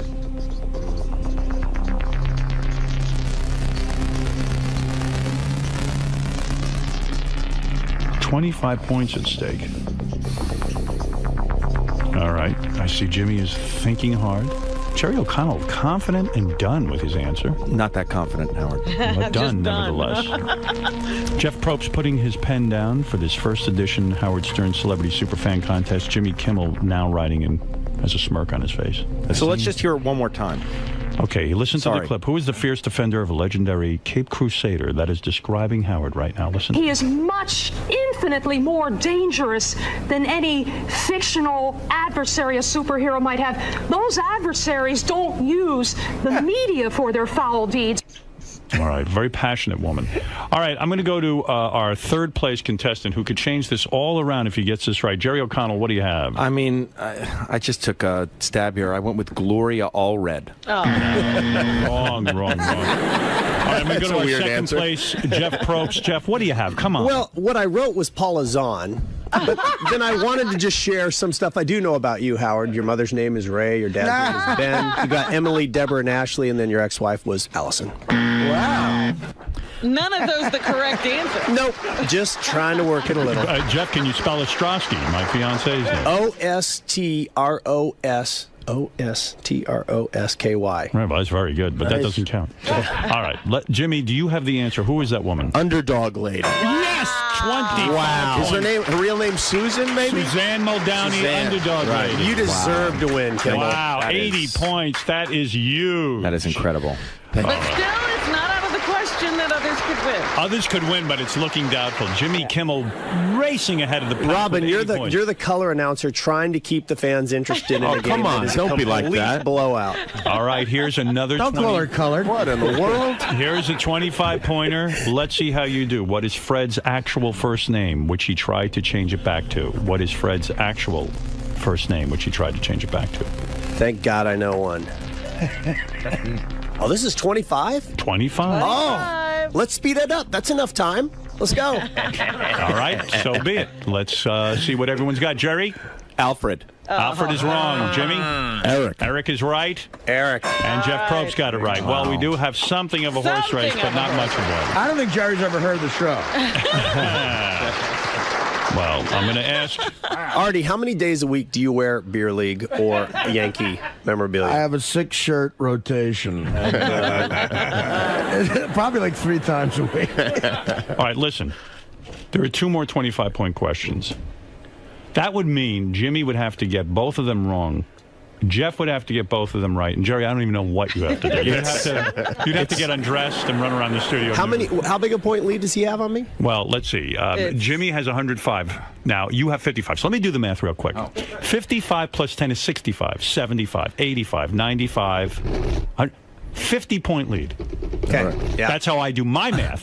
That's 2 questions. All right. Kimmel's got to get them both wrong. And I can't even figure out, because Jerry has a measly 20 points. I don't even know what you could do to win, but you got to keep trying. I'm ashamed. You'd have to show videos of Rebecca and you on your honeymoon having sex. I am ashamed. Right now, statistically, he could not win.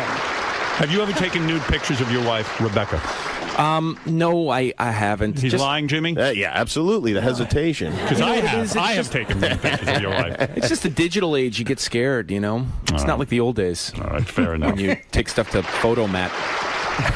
Jeff, the old days when you were banging Juliette Prowse in the 70s. Jeff, when you would take your girlfriend, who you met on Survivor, when you take her to one of these islands, would you bang her in all different exotic places outdoors? No, not really. No. You kept it outdoors. To the tent? Were there insects involved? No, we were tent bound. Right. Bullshit. All right, here we go. All right. 25 points. Are you ready? Yes. What is the name of the opiate suppressor that Artie Lang takes? God. What is the name of the opiate suppressor that Artie Lang takes? Do we really have to advertise this? Now, the great thing about this question is Jerry O'Connell's writing quickly. Jeff Probst, puzzled. Jimmy, I'm not sure. All right, let's go to our third place contestant who needs a miracle to win. I don't even think There's statistically. no possibility he could win. I told you, if he produced nude pictures of his wife, he's got a give him shot. some extra points? Yeah, we'll see. Jerry, what do you have written on your card? I have Subutex. That is correct for 25 points. But Subutex is Jimmy's answer. Very good. I got nothing. What does that say? Almaden or Alderon or some clinic. I don't know what it is. Well, this is obviously a battle now for second place because Jerry O'Connell has 45 points. Jeff Probst has 55 points. Jimmy Kimmel with an embarrassing lead, 130 points. Artie, by the way, I'm just seeing Artie's black eye for the first time. And I was wondering how he'd find a way to even look better the next time he came in. And he really succeeded. I look like a wife who just just doesn't listen. Boy. Artie's had a rough couple of days the last couple of days. It's been a rough decade, let's face it. Okay, this is the final one. This is the final one, boys. This is for the whole enchilada. The $5,000 brought to you by Sonos multi-room music system. As Jerry describes it, is the greatest thing. He gets Don Henley music regularly on there. For second place, I got an Eli Manning signed jersey. There you go. Okay, that'd be very nice. By the way, play all the music you want, including Sirius Satellite Radio, all over your house. Check out the demo at songs.com/100. That's the Sonos system. Here it is for the whole enchilada. Who had to leave the show because of a fight with Stuttering John? Who had to leave the show because of a fight with Stuttering John? Jimmy writing, Jeff Probst, the first to write down the answer. Jerry O'Connell, again, having difficulty. He's shuffling papers. He's really not... He's not Why in this. don't we just How give much him time are you going to give him? arts and crafts project? So he's drawing pictures over here. Jerry, come on. Who had to leave? You're up first. Go ahead. Take a guess. Well, come on. You got to go to somebody else. Give me a couple seconds. No, you're first. Who had to leave the show because of a fight with Stuttering John? Who had to leave the show because of a fight with Stuttering John? Jerry, I'm sorry. I'm going to have to take that question off the table. I'm going to go to second place, Jeff Probst. What do you have? I'm glad it happened so Artie could be here. A.J. Benza. A.J. Benza. Jimmy, what do you have? I also have A.J. Benza. Oh, there you go. I just have to say, in my defense, who was banned from the show. Oh, come on. Yeah, no, Everybody seriously. else I was thinking of someone who was a regular member. Well, you got thrown by the question. He did say who has to leave the show. That's right. Banned was a word that I would have. That's just a word that I would have used. Jerry, you're a good sport, but you are clearly not a celebrity super fan. No. I'm ashamed. I don't know what to say. You clocked him with 45 points. If your wife is listening, Jerry is not a super fan, Rebecca. I have to go to the Sylvan Learning Center. Actually, she should be proud. That's right. Now, Jeff Probst, you have done well. You got 80 points. You came in second place. You are a super fan, but you're not the biggest super fan celebrity. That would have to go to Jimmy Kimmel. Thank you very much. Thank you. With 155 points. And I'm embarrassed that I didn't get Crazy Alice. I really, I'm ashamed of myself. Jimmy now goes to Jimmy goes to the lightning round against Dee Schneider and David Brenner. That's right. Now, let me just say, this $5,000 grand prize is going to what charity, Jimmy? To Autism Speaks. A lot of people don't know this. Jimmy himself was autistic as a child. That's right. I was able to overcome it. He had a football helmet and would bang his head regularly into a wall, and he overcame it. And congratulations to you for that. Thank you, Howard. The $5,000 grand prize for the Howard Stern Celebrity Superfan Contest is provided by the Sonos multi-room music system. Wirelessly play all the music you want, including Sirius Satellite Radio, all over your house. How beautiful is that? Robin has it. Jerry O'Connell has it. But do you have it? I have a prediction. I think that this is going to become a very popular feature that you do maybe, once a year or something. And I'm honored to be a part of the first Howard Stern Celebrity Superfan Contest. Jeff, absolutely. We have learned of other celebrities who have come out of the closet and admitted that they are super fans of the show. Sarah, by the way, would be a pretty solid competitor in this arena. Well, what I would like to see happen is we do this again and again and again, and then finally the winners take on each other in a super fan. Okay. So Jimmy is our first entrant for the Tournament of Champions. There you go. Jimmy is in the Circle of Champions. That is correct. Everyone knows that's an honor. There will be a picture posted of you in our studio. Thank you. Wow. We'll say Celebrity Superfan winner. Wow, this is exciting. Yeah, so you are certainly the first. But Mr. Kimmel, will have to come back and go up against the other winners. I am more than willing and happy to do that. I don't think it's any coincidence that the man who won has gotten laid probably the least. Absolutely. There's not even a question. You mean the more you get laid, the less likely it is you're listening? That you know about a radio show. Well, this is exciting. Jeff, do you want to plug something? Do you want to say Survivor, everyone should watch? No, we're You don't done. even want to say that. No, I'm here because I'm a fan of the show. That's My dad's at home listening. He met Gary the other night at the Survivor finale. He's happy as can be. By the way, you do not go home empty-handed. Really? Even though you didn't win the $5,000 $1,000, you get a CD of Scott Son's band. Oh. You can play at home, put on your Sonos system. Is that in stereo or mono? Well, only one channel, but it was supposed to be stereo. In I all don't think fairness. Scott was the engineer on that record. At least I hope he was. I see. Now, Jimmy, I suppose you would like to plug your late-night television show? Yeah, sure. Well, I'm not leaving. Oh, you're staying for the day? Oh, good. Okay, if you don't good. mind, I would like to stay the whole rest of the show. You can stay the rest of the For show. second place, we got Henry Hill's Wise Guy Sunday Gravy. Nice. That's right. There will be parting gifts. Jerry, what about you? Would you like to plug anything at all before you depart? No, but can I stay or should I go stay in the other room? Should I stay or should I go now? Right. Which is a very famous song. Anyone who wants to stay is always welcome. Celebrity news segment. That's right. But you guys have all done very, very well. And I want to congratulate you. It is never easy to go on a game show in front of America. After all, it's almost a test of intelligence, right? Yeah. Yes, And definitely. not only that, definitely. you put your reputation as super fans on the line. That's right. Jimmy, congratulations. Thank you very once much, again. And Howard. boys, you played very well. It's a test of how happening your life is, and Jerry is the clear winner. Jerry, what happened, man? You know what? I kind of froze up a little bit. Because you even knew the dropping loads. We were surprised in the back because you got that dropping load. You seem to really know the show. You know, I think I just froze up. I just got a little intimidated. It's a little different. You know, you listen to the show every day and you come in here and it's so colorful and everybody's around. What's up? How are you? Just a lot of distractions and a little bit awestruck and stuff like that. Yeah. You know what? I probably should have studied a little more as well. And also, I'm going to contest that final question, who had to leave the show. It should have been who was banned from the show. I thought it was a regular. I was trying to think of a regular cast member. Right, not just like a guy trying out for a spot. Not just like a guest. Yeah. Right. There's Robin. She's looking good. Look at Robin. Wow, look at you. So nice to see you. It's a pleasure to have you here. How are you? You look fantastic. How you do? Really Really great. That was so much fun. Hi, Jerry. I was talking to Lisa G out there. She said it sounded great. She really was having fun listening to everybody. And I said, how crazy is it to think that you know Whackbackers? Yeah, it is. It's got to be crazy for you guys. Well, The show is that. Yeah, Jeff the Drunk is every time he hears a celebrity say his name, he just bounces. So he's out there now, you know, in heaven because he's being mentioned so much. Well, so. heaven may be overstating where Jeff is. It's like a hillbilly kind of heaven, you know. Robin, you know what's crazy is that seeing old, you know, like on the when you guys show old clips from years and years ago, your look has not changed. You look basically, isn't that true? When you see like a show from, I mean, you haven't really aged at all. Well, thank you. Yeah, you really do. You wow. look great. Well, that's nice to hear. Thank you very much. All right, that's a hyperbolic with a chamber over there. That's right. I've got special oxygen being pumped into my. Oops. Jimmy, you're the champion. Thank you. How are you feeling?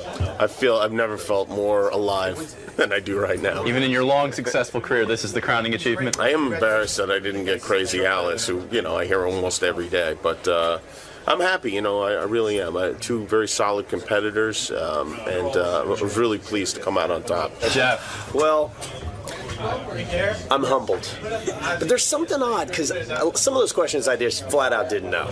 Didn't see the Channel 9 show. Like Crazy Alice, I know. Hank the Angry Dwarf, I knew. So there is something about being in there, and you can't get it as quickly, I think, as when you're sitting at home. But I'm impressed by Kimmel. You did well, though. You didn't get that Kimmel rhythm in there, but you were, back and forth. I hung in there. But maybe if it was a longer game, I'd have had a better shot. But I feel for Jerry. He's taking a lot of heat in there. And it has nothing to do with being a super fan. It has to do with his hot wife, his hot woman. You were hoping for immunity, weren't you? Yes. Oh, that would have been nice. That's a cheap shot, Lisa. What? Some sort of an immunity idol at a couple of questions where I could just pass. Would have been really nice.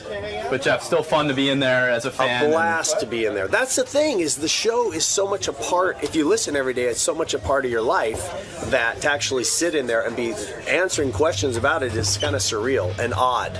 That I do know who Crazy Alice is, and that Hank the Angry Dwarf died, and there's a guy in prison who died, and it's kind of nutty. It's a whole world that you get yourself into. And that you are a part of, and Lisa, you are a big part of. Thanks for having me on. Thanks for coming down, So Jeff. much fun. Detroit. Hey, how you guys doing this morning? Well. Doing all right? Yeah. Hey, I just want to talk about Robin and the beating she took yesterday on the wrap-up show. I didn't hear it. I didn't either. I heard none of it either yesterday. I don't understand, these people, they're calling her names, or saying the show would be better off without her. Wow. That's so far from the truth. The show would... I've heard the show would be without great, her. It's not better. It's worse. If you would listen to the show 3 days in a row without Robin, you'd realize why she's desperately needed here. Yeah, they're absolutely wrong. Take it from me. I'm a radio genius. I know Robin is necessary to the mix. She's the greatest.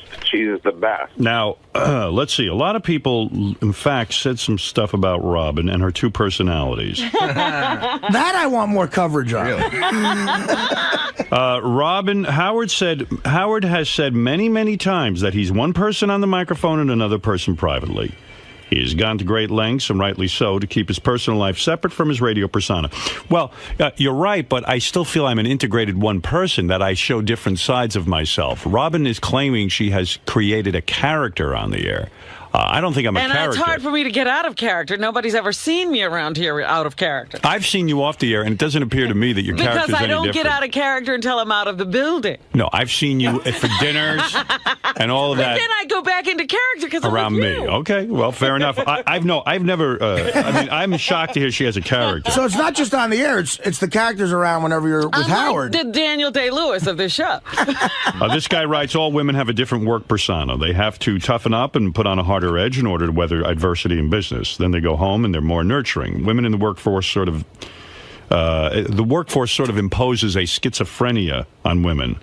I'm sure lots of women in the workplace feel like they're playing a character. Even Ralph said that one day that Jim was here, it was nice to see a different side of me. That doesn't come out when I'm here. Well, maybe you should let more of that out. You want to know something, Robin? I'm going to tell you. I've come to the conclusion about radio and about what we do, and I spend a lot of time thinking about it, because really, what else do I have to do besides masturbate to Gina Lynn? Yeah, you're trying to work your interactive my interactive porn. Gina Lynn porn. And I really feel that the more of yourself you can reveal on the air, warts and all, and by that I mean even this... I give you my warts. No, even this softer side of you. Oh, no, I'm not letting that No, out. you want to know something that makes you more interesting on the air. In other words, it doesn't always have to be a hard ass. I'd be crying all the time. What do No, you want? you wouldn't. And if you cried, it would be fine. You know, seriously, I think I've been working on this, not always to automatically knee-jerk give you what you'd expect. I want to really give some thought into my answers on the air, and even try to bring out sides of me that I was afraid to in the past. Right. Even at the risk of being called homo and faggot. Which we do regularly now. That's right. So I think it makes... In the same way that Rush Limbaugh is boring to me because he always is the defender of the Republican staunch hard line, it would be interesting to see, Rush Limbaugh agree with the Democrats once in a blue moon. It would be interesting to be something other than the expected thing. So yes, but I have a role to play here. What is your role? Do you think? What do you think your role is? I'm not here to be all of me. I'm here to support you. I see. In other words, you would always have to be in some sort of role because you don't want to get in the way of a bit. That's right. Okay, fair enough. This one defends Robin. Robin represents a huge constituency of the audience, educated women. She is a role model and probably the bravest person on the show. As a black woman, she honestly enjoys herself day after day, laughing off many of the things many women would publicly pretend to be disgusted with. She also expresses her opinion with confidence, is extremely articulate and witty. Her news is my favorite part of the show, and the give and take between Robin and Howard is the quintessential radio gold. No one should ever criticize her for living her private life exactly the way she wants to. She has taken abuse both personally and in the media, and it has made lesser folks crumble. Often she's been the brunt of focused criticism as a woman. She's frequently asked, how do you put up with that kind of misogynistic humor? The answer is she's a real person, like all the millions of women who have listened and laughed and enjoyed the Howard Stern Show for years. Many have accused her of being a hypocrite, but I find her very consistent in her walk and her talk. Oprah is a daily ambulance chaser and huge hypocrite, exploiting the stories of the poor and downtrodden so she can sweep in, throw money at the problem, and look like a superhero. Yet she is celebrated and seldom criticized for living an extremely extravagant lifestyle. No one dare touches her. She's a black woman who made it. Robin is real. I can only hope that in 10 years, when I'm her age, I look as good as Robin does, but I know I'll never be as cool. Robin, be whoever you want to be. You go, girl. You go, girl. That's what can I tell you? So there you are.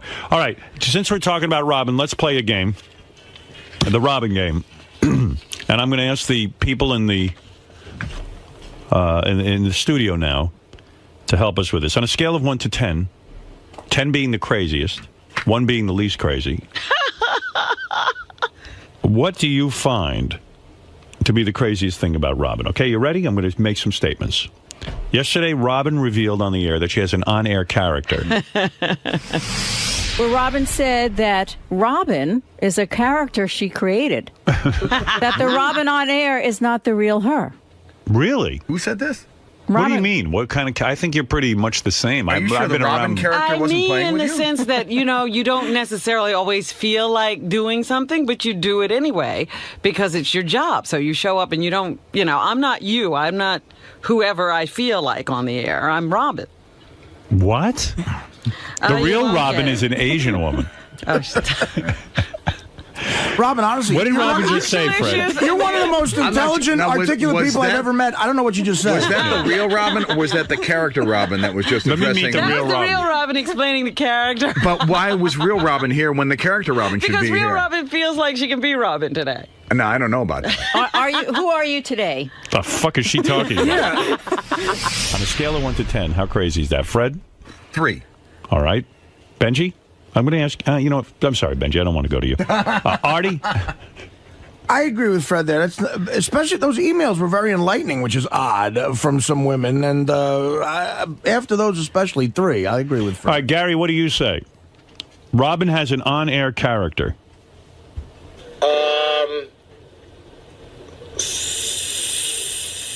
6. Yes, the answer's 7. That's crazy. I mean, Robin is a woman who has, yes, many sides to her personality. She has not created any on-air character. Let me put it to you another way. All right. Because you seem to be having trouble with this. Do you realize, and I've told you this before, you don't believe it because you never saw it, but I was almost at the point of having to leave the show. I was so ill. Oh, please. And every day I came Physically in here. ill. Yes, and I was this person, not that person. I told you, 7, possibly an 8. All right. All right, here we go. I think maybe character's the wrong word, but I get what she's saying. I take on a forget it. All right, let's go number 2. There's a lot to get through. There's a lot to get through. One more thing. Again, I could give you physical evidence of how sick All right, I next was. thing. Robin, I'm sure you were. Robin claiming she was so ill she couldn't do the show. 1 to 10. Go ahead, Gary. Oh, boy. It's a very dramatic story. 1 to 10. A 6. Fred. That's same 6? Now I'm saving. I got more. I'm saving my big numbers for. Fred, quickly, a number. I think she really was sick. You think she believes it? Yes. I think she really was sick.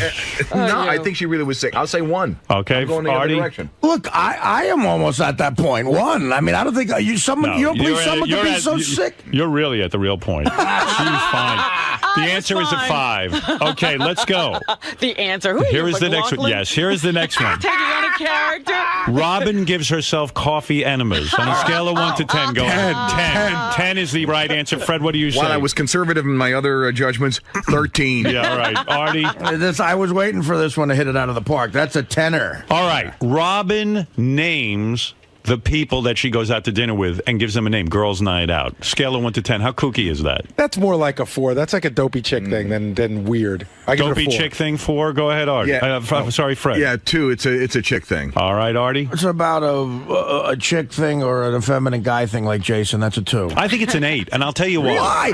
Chicks names. I do that all the time. We created an organization. I'll tell you why that's kooky.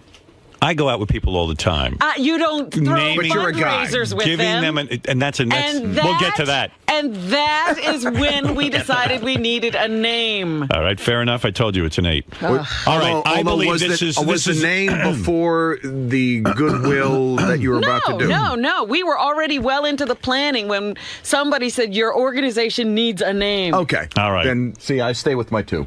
I stay with an 8. Now, here is one. Why don't you just get me locked up? I'm working on it. Why don't you just bring in the straight check? This is my evidence. We need you. You're important in the show. Can't lock you up. Same with Artie. All right, here we go. Here we go. I believe this is one that really can be easy. You got a 10. Beautiful apartment in Manhattan, moves to Staten Island. Okay. Scale of 1 to 10, how crazy was that? And by the way, keep in mind, this is the woman who claims, well, I don't do anything for a man when I'm in a relationship. She moved to Staten Island because her boyfriend was in Staten Island. There's no reason on this planet anybody moves to Staten Island out of Manhattan, a single woman. Go ahead.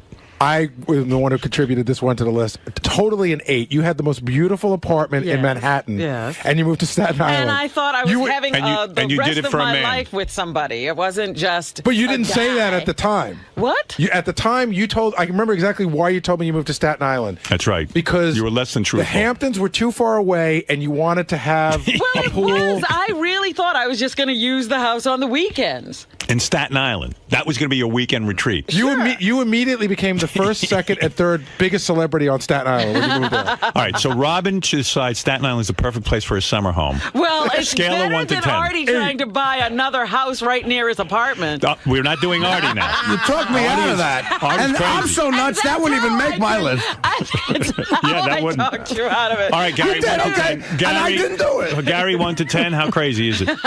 8. Fred. I'll go with Gary on that one. 8. Artie. That's 7. It's an 8. Look, It's an I'm 8. a city girl. Staten Island looks like the country to me. Okay. Robin flies to L.A. to use a special blood machine for no medical reason. 10. For no medical reason. Easily a 10. I'm not even going to hear the rest of the opinions. We even determined that flying on the plane was more negative to your health than the actual blood machine. Sure. 10, right, guys? Okay, wait a second. Absolutely. See, what are you naming this group that you're just running? Even on airline websites that they say there is a detriment to your health. Well, why if that's even the right word. pilots just stop flying? That's how they make a living. Exactly. That's their job. You're not. On the other hand, you are flying to L.A. for a medical benefit when you're destroying your body on the plane. I enjoyed it 100%. It's like coal miners. They got black lung. It's not because they wanted black lung. They did it because they had to make a living. It's Fred, like smoking. On a scale of 1 to 10, is that a 10? That is a 10. Artie Lang, who knows something about illness, go ahead. What Is that a number 10? was Phil Rizzuto? 10. 10. All right, let's go. All right. There's more on this list? Oh, my God. Robin's diets.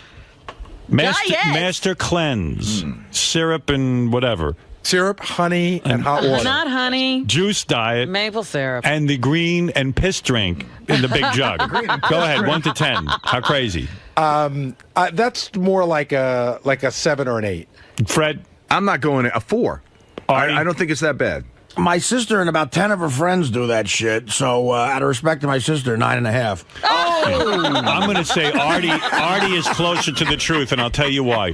There is this willingness for Robin to go with any guru of the day and try these various. But I don't think that's uncommon with things. people. When people are desperate, they do desperate things. Well, let me tell you something. Look, I took advice from David Blaine. That's how desperate I was. All right, it's a 9.5. But he was already a rail. All right, Robin masturbated with meat and vegetables. How crazy Oh, is my that? God, I was a child. I put that Even more the reason. Early craziness. Go ahead, Gary. I put that low on there because A, she's a sexual being, and B, it was a long time ago. But it's meat and vegetables. Yeah, that's like a please, 4. you're saying like it was a steak. It wasn't a steak. What was it exactly?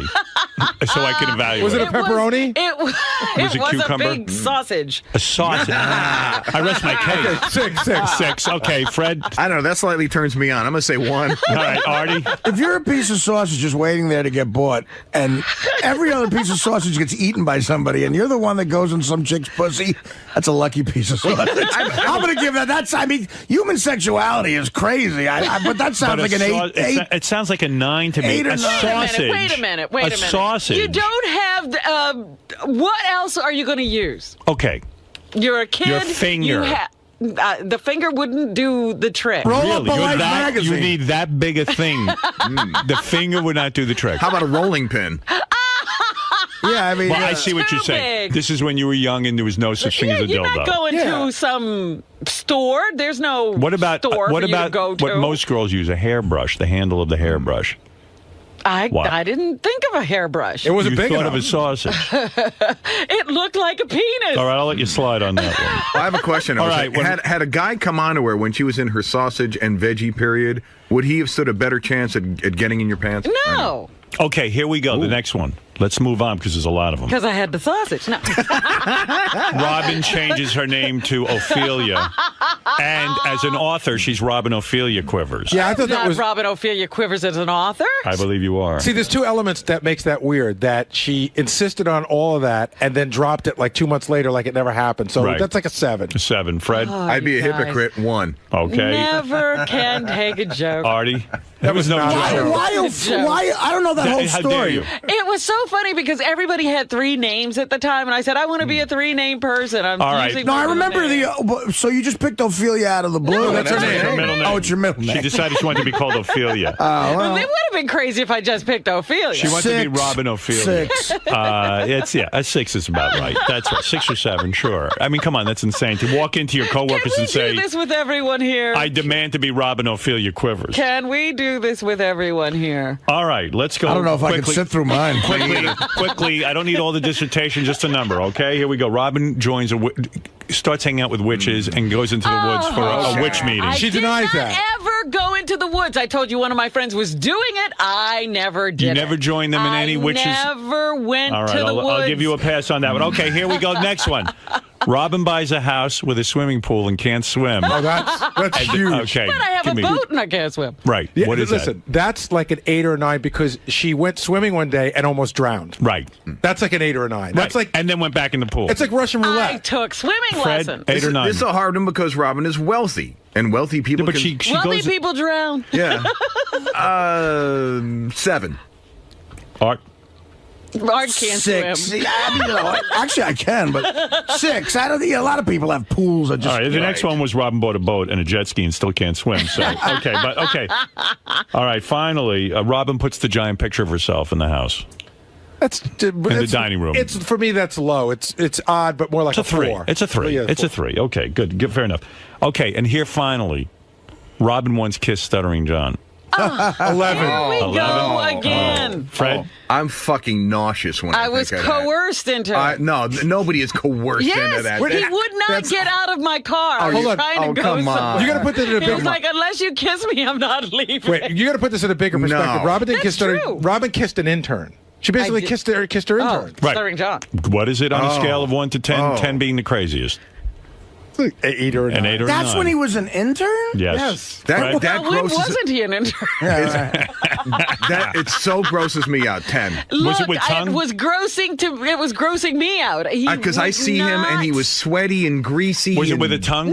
No, I just went, "Bleh," and then he tried to stick his tongue in my mouth, and I threw him out of the car. You know why it's a 1 for me? I'll tell you why. Because there were times I would have kissed him to get him the fuck out of my car. Yeah, you know what it was like. The answer is it's a 7. All right, Robin, there you are. There you are. What did we learn? We learned that you might be crazy. You had 2 unanimous I 10s. would have already. You didn't have to go through all this. I am crazy. Oh, well, then why didn't you just say that? We could have avoided the last 20 minutes. Now, Robin, all of the changes you've made over the years were sort of brought up in the game just now. Yes. How does that make you feel? Is that annoying to have it? You know, you've been analyzed pretty heavily lately. But that's my life. I explain to people that I must be fascinating for some reason or other, because people are always paying attention and analyzing what I do. Do you regret making the comment that you play different characters on the show? That No, you have? I don't regret anything. Do you agree with the crew's assessment of your different changes and? Unless it's like in a movie, they always say that if you're playing a character well, you have some sympathy for that character, even if the character is Hannibal Lecter. You don't see yourself as the villain. So I still don't see myself as crazy because I know why I did all the things that they're talking about. So it's almost like a compliment to you that you've played this character so well that they're intrigued by it. They don't know me at all. They don't know you like I know you, Robin. Right. Like I'd like you to know me. All right, Robin. You're a 10 in my book, no matter what character you're playing. On the Crazy book and every other book. Every book. I'm Greg Fitzsimmons, and I'm here at the mothership. I'm not in LA in my shitty 1 hour a week radio show. I'm here. This is where it all starts. This is where it ends. And it's pretty exciting now that Artie's gone, that, me and Colin and Nick have a shot at really coming in here. And, what? Artie's back?